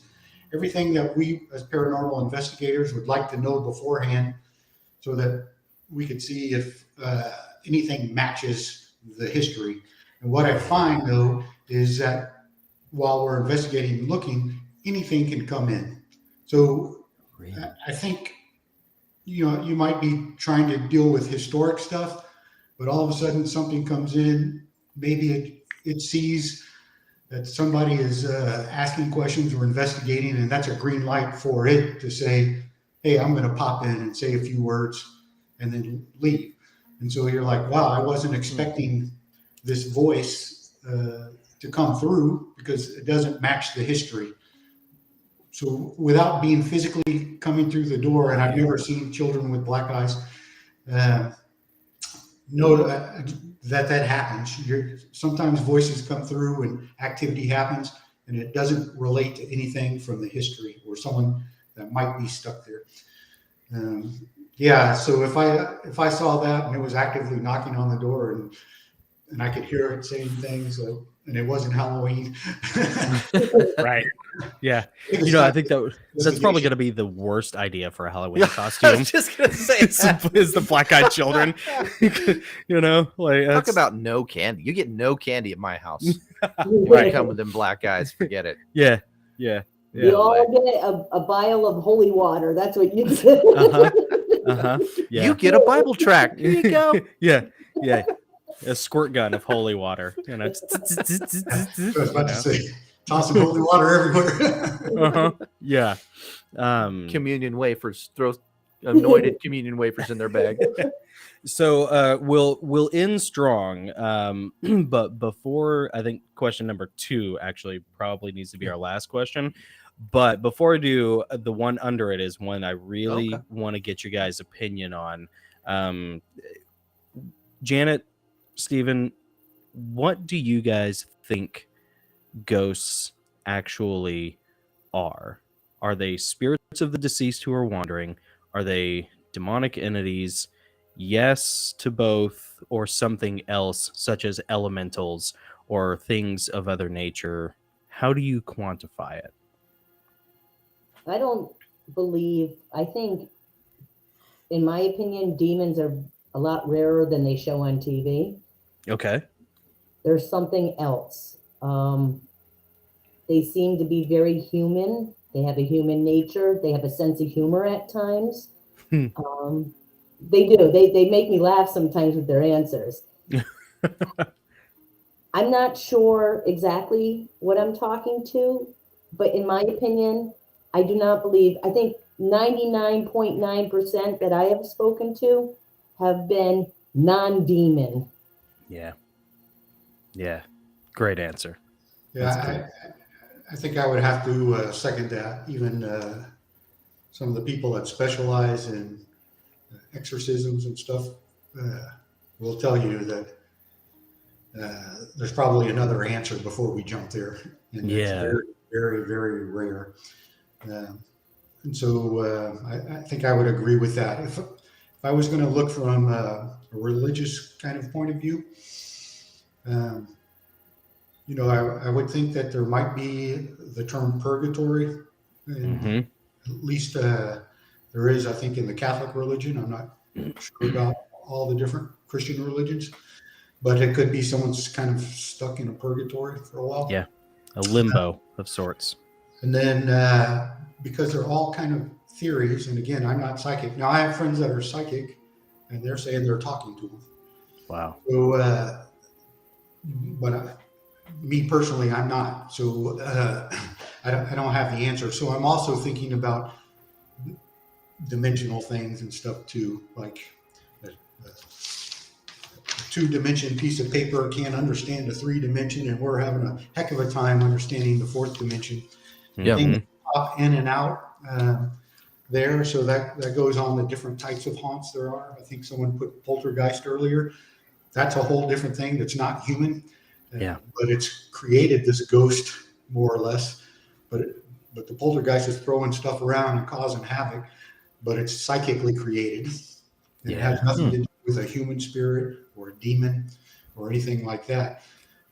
You have as I mentioned before, the footsteps down the hall, or the lady that walks out. We were think Janet was there for that one, but we go down to Gettysburg quite a bit too. And I think 3 years ago they had burned this field, and we could hear gunfire going off like from the Civil War, because we were in a house right on the little round top. So No kidding. and the only thing that kind of confirmed it is someone grabbed a recorder from inside the house, went outside, and said, whose rifle was that? And then we got a voice that said, that was my rifle. Whoa. So those intelligent responses that seem a little bit, too coincidental to say, like, we're just picking up a frequency from the radio. Right. Things cuss, or we ask something to say that we know the FDA would come down on and say, can you say this? And it says it. We know that it's not likely transferred from an errant signal from WKRP in Cincinnati. Right. Well, those intelligent haunts are the ones that interest me the most, the ones that seem to directly respond. Yeah. Why? That happens for a very short period of time. When these things happen and manifest, the best you're going to get is a couple minutes of some feedback. And whether that's lighting up devices like this, we could set up something that sets out a field, and then it has to break the field for it to go off. So we can try and do questions with that. Interesting. Sorry about that. We've got a variety of technical equipment too that we can use for yes or no questions. So besides recordings, now theories can't be proven in non-scientific labs. Right. That's what makes the paranormal unbelievable, because there's no way to say yes. We can just say, after 18 years myself, I've seen some things I can't explain. Yep. Yeah, that was one of the questions that we had was, and we had touched on it a little bit with like the EMF amplifier, of what kind of equipment do you guys use whenever you go in? Because you've sent us EVP recordings, which I don't know if we have the ability to play those. We do. We do. I can play a couple of the audio clips and the video. Steve sent me a quick video clip I can play as well. Yeah, if I'll tee up the video clip while you're going through the question. Stephen and Janet, if you could just maybe briefly touch on what kind of equipment you guys utilize. Stephen uses a lot of updated equipment. I'm low tech. I love my digital recorder. I use what's called a Periscope 360 that measures static electricity, and it has lights that go all the way around. I have REM pods, like what he just set off there. And I have like an SB10 or SB11 or something, which is just really a radio converted that scans radio dials real quick back and forth. So it's almost impossible to get a full sentence across all those stations unless, he's holding it up, unless it is a spirit talking through all that. Because they utilize what we give them to try to give it back to us. Interesting. Wow. Okay.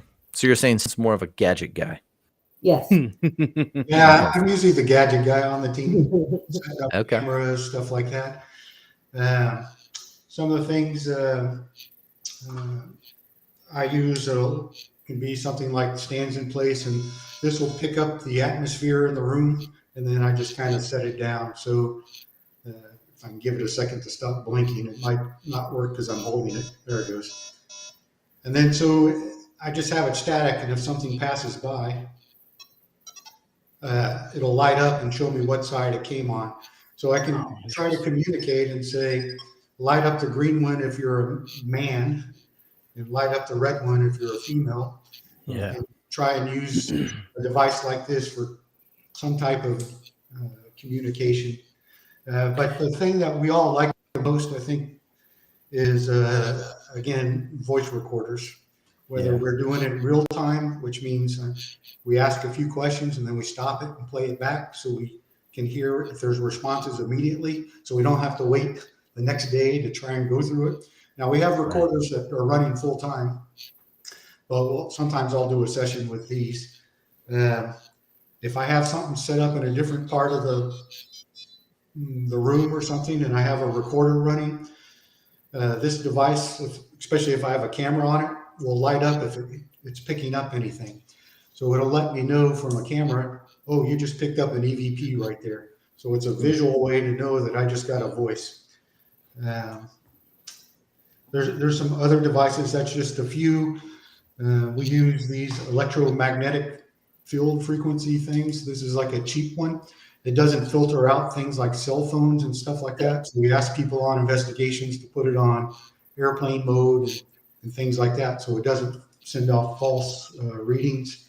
And then there's some that filter out technology and stuff like that. But in today's world, for the old school ghost hunters with the magnetic tapes and all that, they were all afraid of this really sensitive equipment.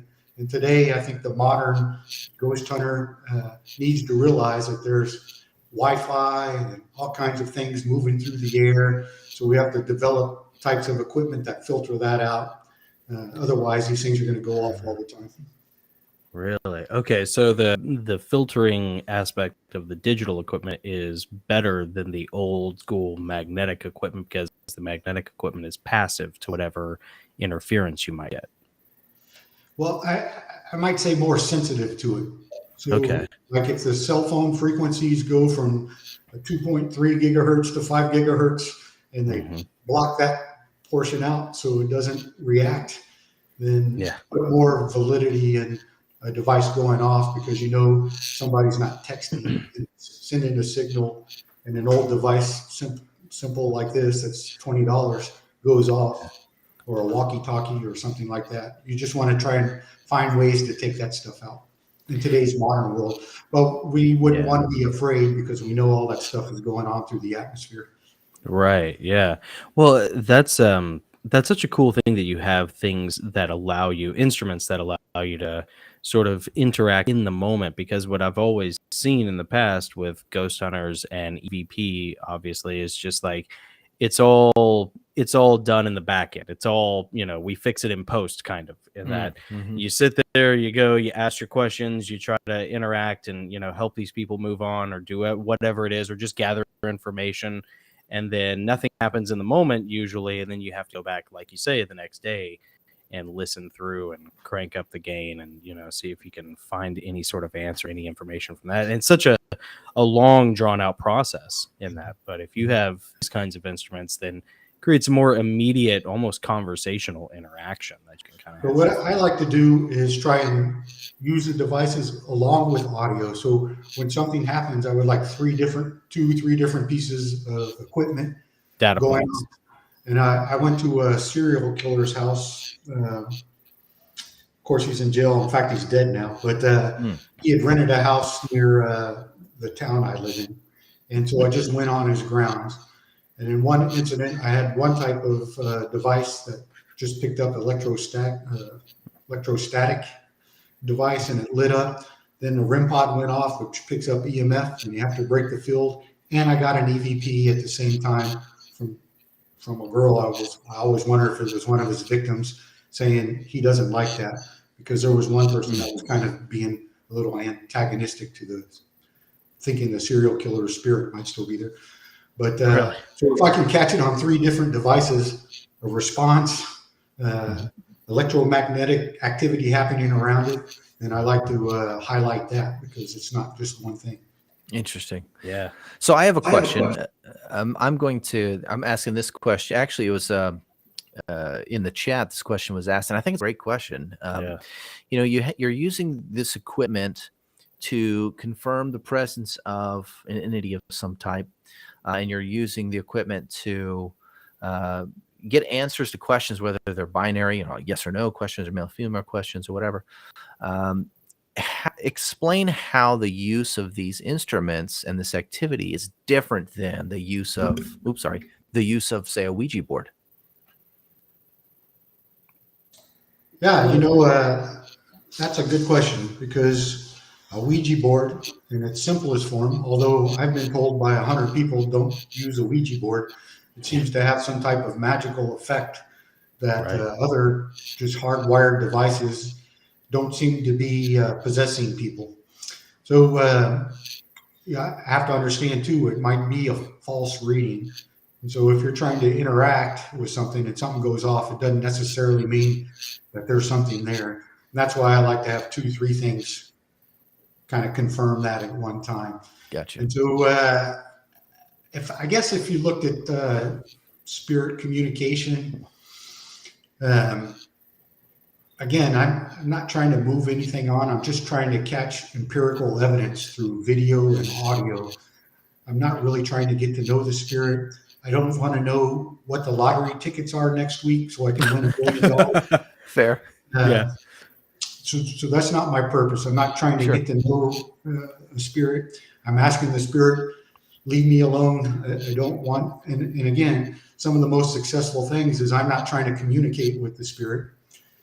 I'm actually having a conversation with one of my co-investigators, and we're talking about, I wonder what was like in 1885 with what type of food they ate or how they spun this cotton, because we're in museums and stuff too. Yeah.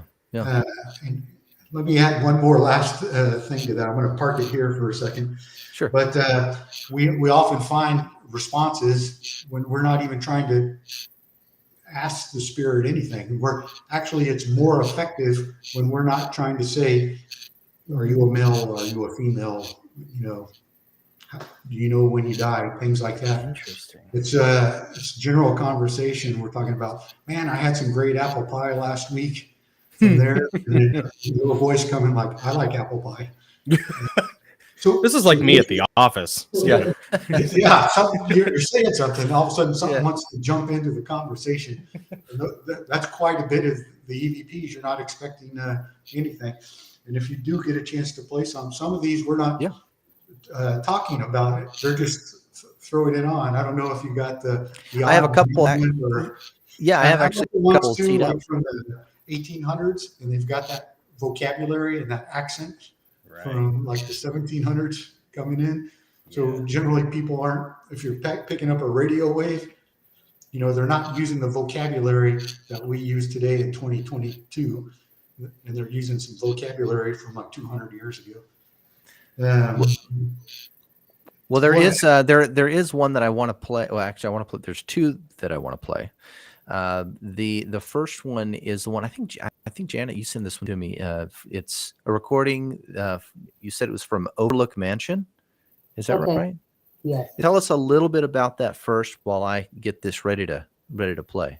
It's really simple. I did an investigation. It was kind of it wasn't an event type of situation, but I had broken off from the rest of the crowd, and somebody that I don't know if it was the overseer of the place was taking me through a room and explaining some of the paranormal activity. And this is when he was saying about shadow ghosts. And so we were just walking through the rooms, but you'll hear right after he talks about a shadow ghost, you'll hear a guy speak. So again, just like Stephen said, we weren't even talking to the spirits, and he decided to interject. So Okay. Let me see. That is a very human quality. yeah. I'm going to turn this on here. See if I come on, turn on. You can do it, Restream. You can do it. Okay, there it is. Oh, what? Now it's off. And there it goes. Hold on. Yeah. Let's try it again. Once more. Come on, Spooky Stream. It's the first time we've tried to have four things up here at the same time. Let's do it like this. Let's do it like this. Bear with me, folks. Bear with me. Okay, there we go. Can everyone hear? Can you still hear me? I haven't unplugged the system or anything. Okay, good. All right, let me play this real quick.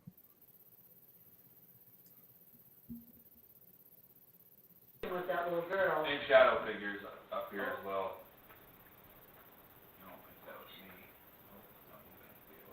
I think you're going to have to increase the volume of that. That little girl. Same shadow. Let's see. I think that might be.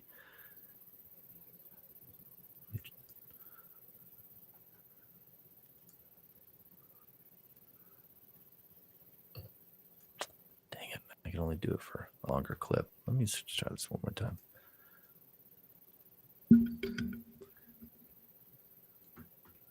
Let me try one more thing.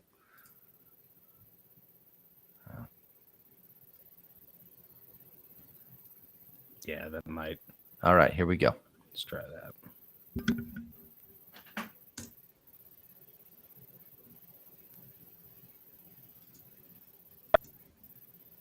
that little girl. Same shadow figures up here as well. I don't think that was me. No, I don't think it was me. That's as loud as I can get the audio file to play. I hear the Yeah. two people chatting in the beginning, and then I hear like a click or something that gets everyone's attention. What's going on in this? I don't remember the full, I was just walking through the room and I remember it was I talking to this gentleman, and right after, I think people are gonna need headphones with that, because it's gonna be hard, but he's basically saying in so many words, and I don't like to impress what it is, but he's like, no one here but me. Like, he's saying that. Oh, wow. But you Yeah, know, the problem is these the frequencies that they come in, because they're lower than the human hearing range, have to be amplified to catch, because the microphone sensitivity is below the human hearing. So you're picking it up in a range that can't be heard. So you have to kind of blow it up and to actually hear the voices. And that might be a little difficult over a podcast. I wonder if we could post those on our Patreon. Yeah, I might I'll try to normalize these, which We kind could of do some brings up after work yeah. on this once the live stream is over, and see if we could post it to our Patreon for our members to be able to listen to. Yeah, I think it'd be cool. It's just like real voice. What about the Lord Baltimore Hotel? This one, you're definitely here. this Tell us a one little was bit about this through one. a different, this is not from a digital recorder. It was from, there's different apps, and Stephen can kind of brief on that. There's, I think it was Spiritus, Stephen, that you were using on that one. Yeah, it's just a different way. It just puts out a bunch of unintelligible like sounds, and so when we get something that sounds pretty clear, you know that there's no word database in this app. It's all like and so in between that, if you can get something in the white noise between all these guttural sounds, we usually relate that to a pretty good EVP that was created just from you know guttural sounds that without any words in the database. Okay, let me play this one. Check this out.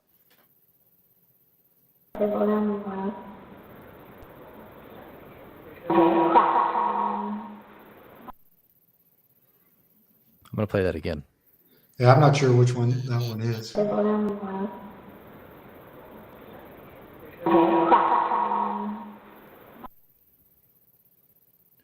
So my question is, what in the world What do you think was it said, that? by the way? I'm curious.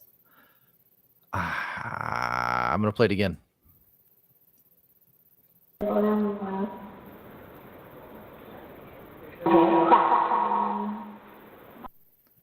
don't know. It sounds like a child, though. It does sound like a child. Something about my house. I can't make it out myself. I don't know. Usually Stephen, headphones should on. I say what I think it says? Yes, But please. Yes. I'm thinking it's saying, now you have to understand that the fluctuation of voice, they come across, it's still the same sentence. I think she's saying the one in the white, he touched me. Oh, wow. Whoa. Ooh. Oh, that's dark. But that's what I think it says. Yeah. Mm. Yeah, maybe. Where was this again? That was Lord Baltimore. It's a big hotel in downtown Baltimore on the wharf. Okay. Okay. You know what's interesting to me? I mean, if these, and again, this is all theorizing and and so forth, but why would a child be stuck there Yeah. in Well, that, I in mean, that space? Adam talked about that before know? with his dad. Yeah. You know? I don't know. That's I don't know. That's a good It- question. yeah, I mean, if it's So- like purgatorial, why child? Yeah. I tend to agree with you, so I'm more skeptical on what it is if I hear a child's voice, because there's no sense to me why a deity would punish a child. Yeah. And so Yeah. I'm a little bit more skeptical on what's behind that voice if I hear a child. Mm. Understood. That's I just do me know personally. that the Lord Baltimore, though, there were families and correct me if I'm wrong, Stephen, that had jumped off the roof during the crash, the stock market crash. And they Yeah, had taken yeah, the hits up there. I think Heidi's found up to like 90 deaths there already. So it had people diving, and there were reports of young girls that they call a ghost. The hotel itself, forgot the name they gave it, Molly or something like that. And then, and so if we're picking up a girl's voice, again, I take it with a grain of salt. Yes, I realize I'm hearing this, and sometimes I've heard disembodied girls' voices in like a lodge for men. What it not? I can't think of the like a Shiner's Lodge or something like that. I don't remember if it was Shiner's, but I'm like, why is there this voice of a girl in here? Is something trying to trick people? Because again, why would that happen? Why would a 9-year-old be stuck in a purgatory? I just don't. I'm just skeptical about that. Sure. Do you think it's more malevolent or deceptive in nature as a result whenever you hear children? Yeah, I tend to think that it's deceptive in some way. Yeah. Puts me on alert because it shouldn't be a child coming through. Yeah. Interesting. And then Stephen, you sent me a video clip. Oh, the video, which I have teed up here, and this is from that vape shop. This is after the documentary was made, so this is something that's happened since. Yeah, this was probably within the last 2 months. I'm a little bit worried the audio won't be loud enough, but we can give it a try. Said she heard it. Oh, Shannon said that she was listening to that first clip that we did. She had earbuds in, and she could hear it. Yeah, she said, I heard him having the earbuds. Cool. That's freaky. Yeah. Yeah. So yeah, listen to this. If you're wondering if you're listening to this on the back end on YouTube or iTunes or anywhere where we, put this up in podcast form and you don't hear it because you're maybe listening to it on your phone or you're watching it passively on a computer, put your earbuds in to listen to these EVPs and you probably will actually hear what's going on. So, and Stephen, I'm sorry that I interrupted you, but in the video clip, there's 3 people sitting in a room. They're using equipment, and the equipment goes off, and it's giving them there's some sort of speech. Okay, so let me set a backdrop for it. Yeah. So I can't remember if they're using any equipment or not, but I'm sure they are. They probably have recorders laying around, and some of the best stuff comes from his own security camera. Anyway, it's this microphone sensitive enough to pick up the voices. But anyway, in this particular one, you're going to hear something, but I forgot what it says, but don't worry about that. The point to concentrate on is when a guy pulls the phone out of his pocket and the phone lights up because you turn a phone over and it lights up to the home page or whatever it is. When that light goes off, there's a whisper after that. That's about 5 or 6 words. I hope you can hear it. I'm not sure. And then I'll tell you after we play it once, then I'll tell you what I think I hear. Okay. Cool. Here we go. And I'll probably play it a few times here. Yeah. And he. Sacraments. That was the one I've never heard in my entire life. What the fuck is that? Sacraments. I'm gonna look it up. Apparently not going to what you found.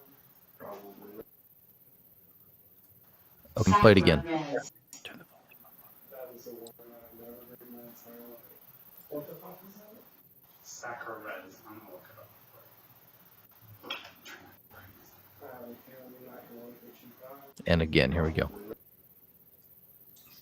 Yeah, so I wasn't able to hear it with the volume, but what's unique to me about that one is the guy pulls his phone out and you see the light emit from the Android or iPhone or whatever it is that he has.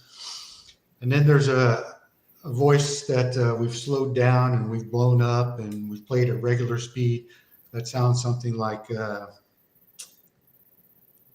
turn the, I can't remember now, but something to the effect, and I'm paraphrasing, turn the light off. It doesn't say turn the light off. There's a whole statement in there. And as soon as it says it, you'll see an orb jump from the phone. I saw I don't that. know if you can see that part, but there's that actual EVP that's like, oh, I remember what it says. Turn the brightness off. And so if you get a chance and you can modify it and blow it up and listen with earphones, as soon as you see pull the phone out, the light, you might hear turn the brightness off, which would correlate with the light of the phone, and then you'll see the orb fly up. Yeah. So there's visual, there's audio. Can I play it one more time? I'm going to play it one more time. Sure. I'm going to play one more time for everyone here. And you can leave it for your Patreon. That was a word I've never heard in my entire life. What the fuck is that? Saccharin. I'm gonna look it up. Good orb. Yeah, I can hear it. Yeah, I can't hear it from my end, but do you hear something like that? I think I could hear it on my headphones. Yeah. And while I didn't hear it when I was watching it on my iPhone via the emails you sent, I saw the orb. So you can see the Yeah, and orb that one I didn't blow up. Like I have like the audio where I've blown it up. I just wanted to send you guys the whole clip, and I just didn't send you the modified audio, which would have been clearer to hear.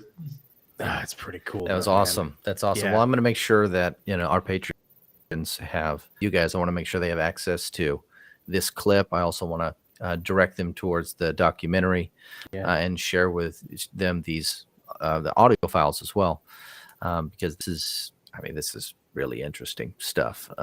Some of the whispers, just I don't know. It's unsettling. It makes me think. You guys got nerves of steel, I'll tell you, because I am the facilities maintenance manager for a nonprofit that manages a bunch of historical properties in Franklin, Tennessee, which is where the Battle of Franklin took place, which is like one of the last great battles of the Civil War, very bloody. And I don't like going everybody said they're all haunted. Every property is haunted. Yeah, all of downtown Franklin's haunted. And I don't even like going into a lot of those places once the sun goes down. So kudos to you guys, Janet and Steven, because I don't think I could do what you do. I'll be honest with you. I really If you ever want to investigate one of those, Pull my RV up in front of your house. You guys should come down here, and I'm you sure could have get so a much fun in field Franklin. day down here. It would be so much fun to hang out with you guys until we get to the haunted place, and then I'll just be like, yeah, I'll be over here. Like, do guns help? Can we bless the bullets? I got a lot of guns and bullets. Like, can we bless those? Yeah, we can make this fun. So, okay, we've gone way over time, but we really appreciate you guys being here. This has been awesome. This has been way more than what Nick and I kind of anticipated. It's been really cool. It's our spooky stream. I appreciate it. Well, you guys have been awesome. You've spent a lot of time with us, and thank you for sharing so much of your experiences and everything, man. It's been a real delight, guys. Thank you. Very eye-opening. This has been really cool. It's Halloween, so we want to end with probably the most important question of all that we could ask paranormal investigators for each of you, Janet and Steven, in as little or as long as you want to take to talk about it. What are the scariest encounters you have ever had? Well, Janet, I we'll would let say you go the first. year-long experience that I had by far When you were a child? when I was a child. And then one time after an investigation, 2 nights after the investigation, only negative I've had, I was choked in my bed for about 5 seconds. Oh my gosh. Wow. So something kind of followed you home from the investigation, essentially. Yeah, but it didn't stay. It was kind of like, I think I was spending a little bit too much time. People were saying it was a negative entity. It was in Benford Hall in Massachusetts. And I don't like to listen to stories about people saying it's negative all the time, because some people think there's a demon around every corner. So I was trying to talk to the spirit, being very empathetic, and probably put my guard down a little bit. And it wasn't that night, but the next night I woke up with something choking me. Wow. Oh, Man. Steven, what about you, man? Man, this is going to sound terrible, but I really don't get scared. So I'm so fascinated that something's happening, whether someone gets scratched, I'm recording a shadow person move across the wall. We didn't talk too much about shadow people, but We could talk about shadow people. We'll make time for shadow people. Yeah, we can make time. Yeah. I'm telling you, they move so fast.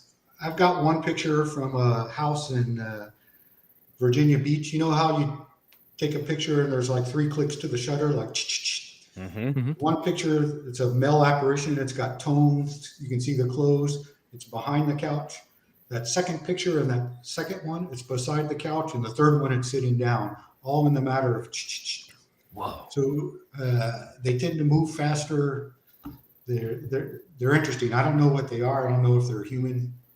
Yeah. They're definitely an interesting kind of haunt. So without sounding it like bravado, I just get so fascinated that it's happening that I'm not thinking about myself. I'm thinking about capturing it.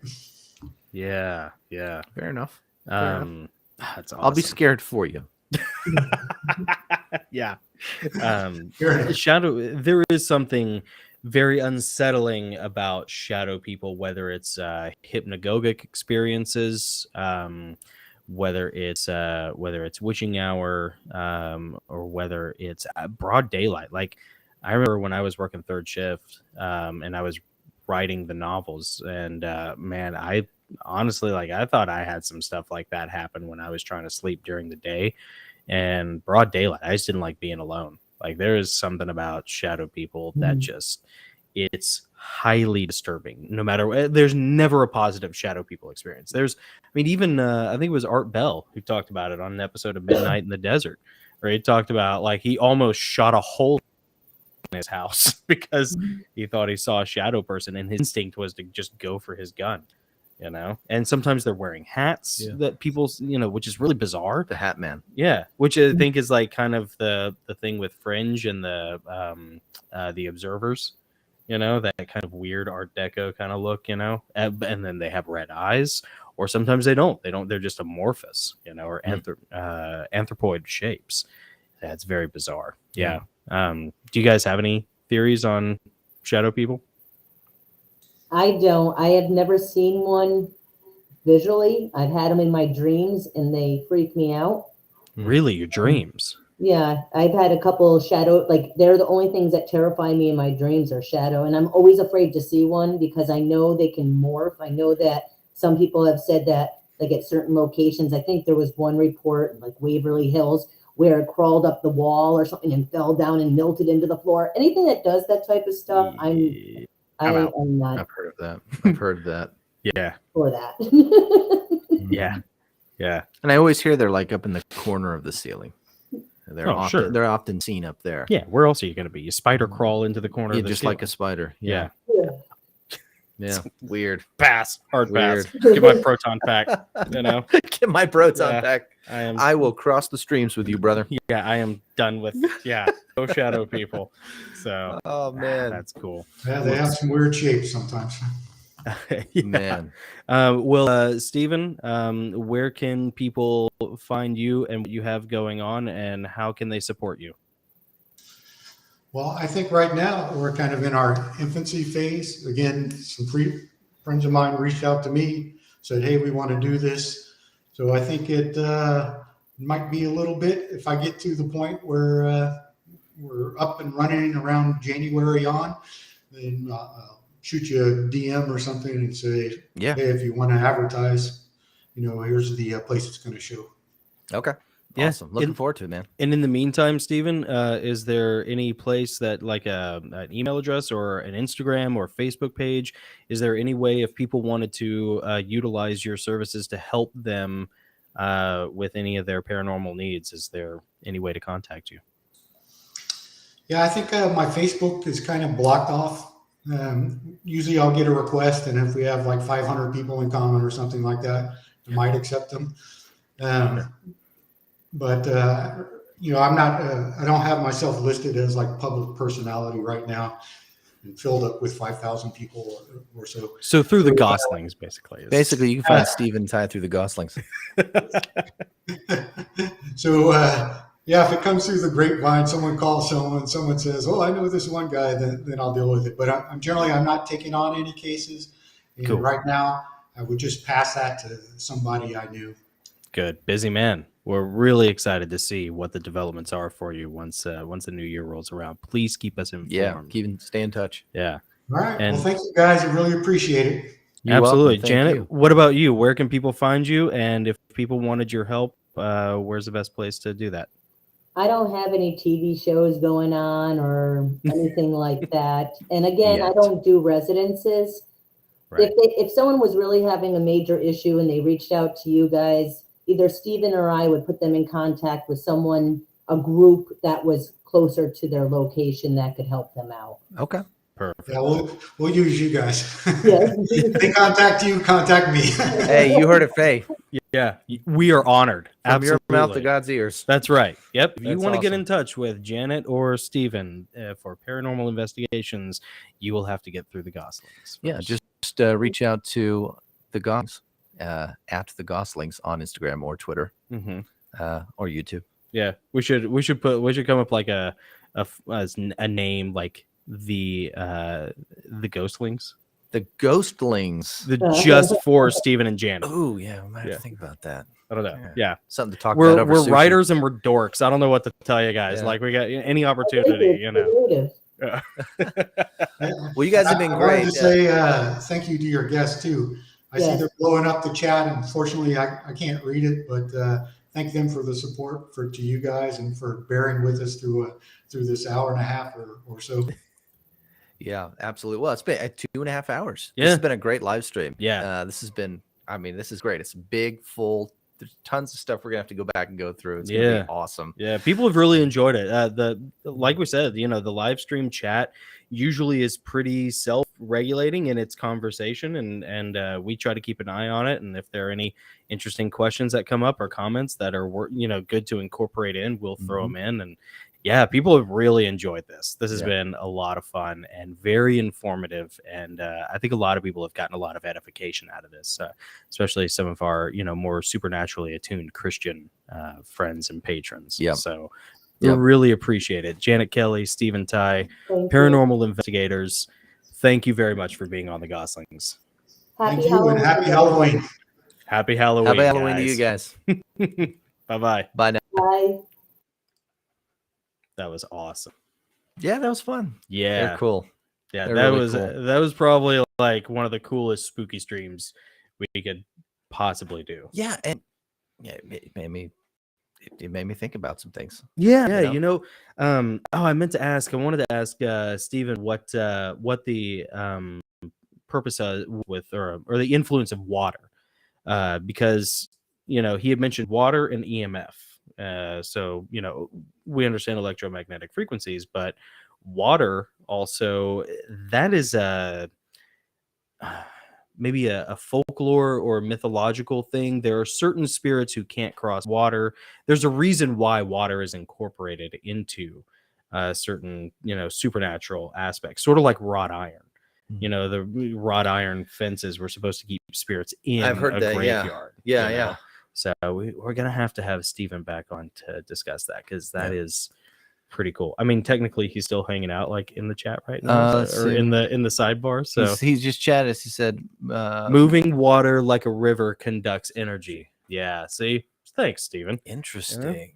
Appreciate you hanging in there and making up for my idiot interviewer faux pas with missing a question. That's awesome. That is cool. This has been a lot of fun. Yeah, man, it's been awesome. Really, really awesome guests, and I'm really excited to see what comes out of what Stephen has cooking up, and then I'd like to reconvene with Janet at some point. Yeah, absolutely. And see what other stories they have. Yeah, and you guys, like I said, I have the video and audio clips and stuff, and I'll put those up on the Patreon so everyone can check those out. You guys have been great. You guys were in a great chat today. I know there was kind of a lot going on. I wasn't able to really get to every chat like normal, but you guys are that's a good problem to have. Yeah. We really appreciate you guys pitching in and engaging with each other and asking questions. Never be shy about asking questions. And if we can get to them, then we will. I mean, there are still probably 2 or 3 questions on our list that we didn't get to, just out of my questions alone. I don't even know what questions Nick had. So whatever he had that weren't on the board, so we didn't get to them. Well, as always, it's okay. I mean, we had half hours. I know, right? Yeah, it's all right. As always, special thank you to Jay Reese and Shannon and Ann, Mike, Roseanne, Adam, yeah, all of our patrons.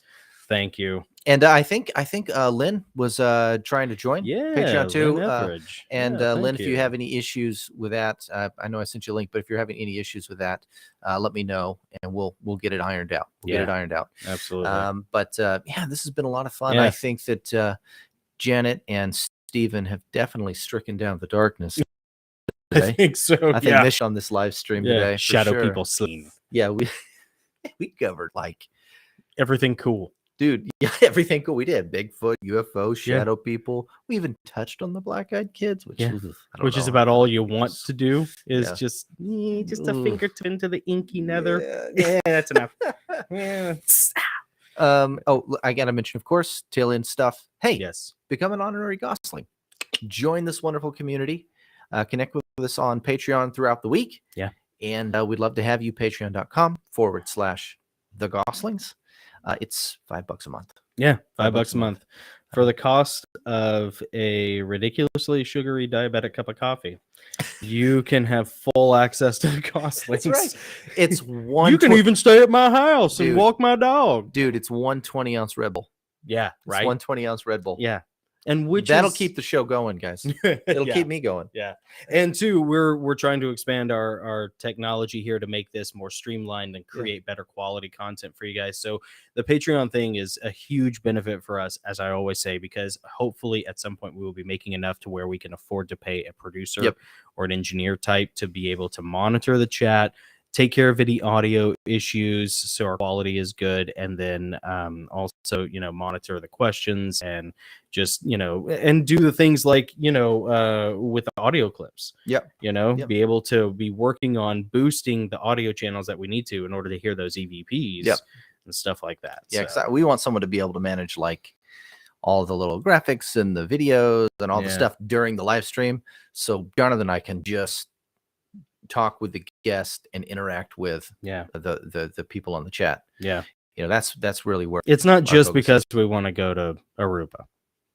I mean, it is and that actually, if anything, I want to do that if we ever had enough money, well, that's true. Yeah, that is fun. That'd be cool. But if we ever had enough money, guaranteed first trip we would take would be to see Adam the Burls. We would do a Goslings episode from Barry St. Edmunds. With Adam Burrell. And maybe we could do it. What's the name of that inn that he sent me pictures of, that where Dickens wrote like Pickwick Papers and Christmas carols right across from that cemetery? I can't remember the name of it. I know what you're talking about. That'd be cool. I don't know. Yeah, figured out. That'd be really cool. That one, the cool one. I don't know. I don't like Charles Dickens, so I don't know. I know. But it's a historic place, and the backdrop would be it would be awesome. Be awesome. Yeah, and we're writers. And then I go fart on Dickens' bed. How dare you make me read A Tale of Two Cities in high school? You paid by the word fop. I'm gonna let loose an American. That was before the coining of the phrase "brevity is the soul of wit." I'm pretty sure. Yeah, longevity is the soul of. I'm a writer. I don't know. Printing costs weren't really. He wasn't thinking about that. Whatever. What else? Goslings t-shirts. Of course, you can go to spring.com, thegoslings.creators.com. You get some of these, and we should come up with some new designs. There's so much that we could do.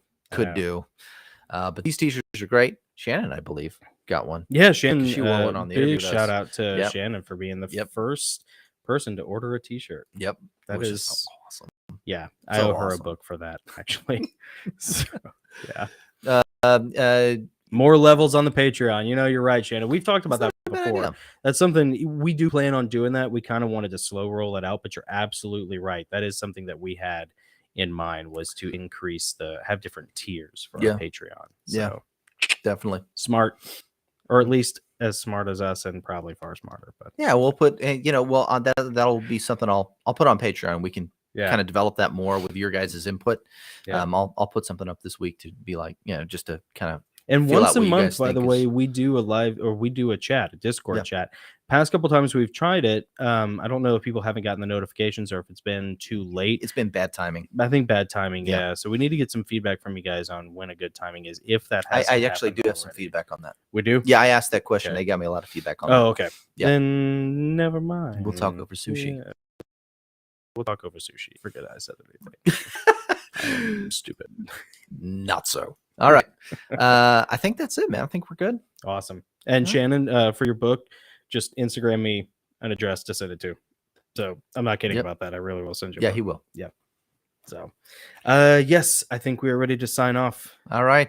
Because Everyone, I have to thank PP again. Well, guys, thank you. We love you. Yeah, Hey, thank you. pray for Stephen and Janet too as they're going out and doing this Yeah, stuff. Just pray they for need protection protection. over them. Yeah. That would be.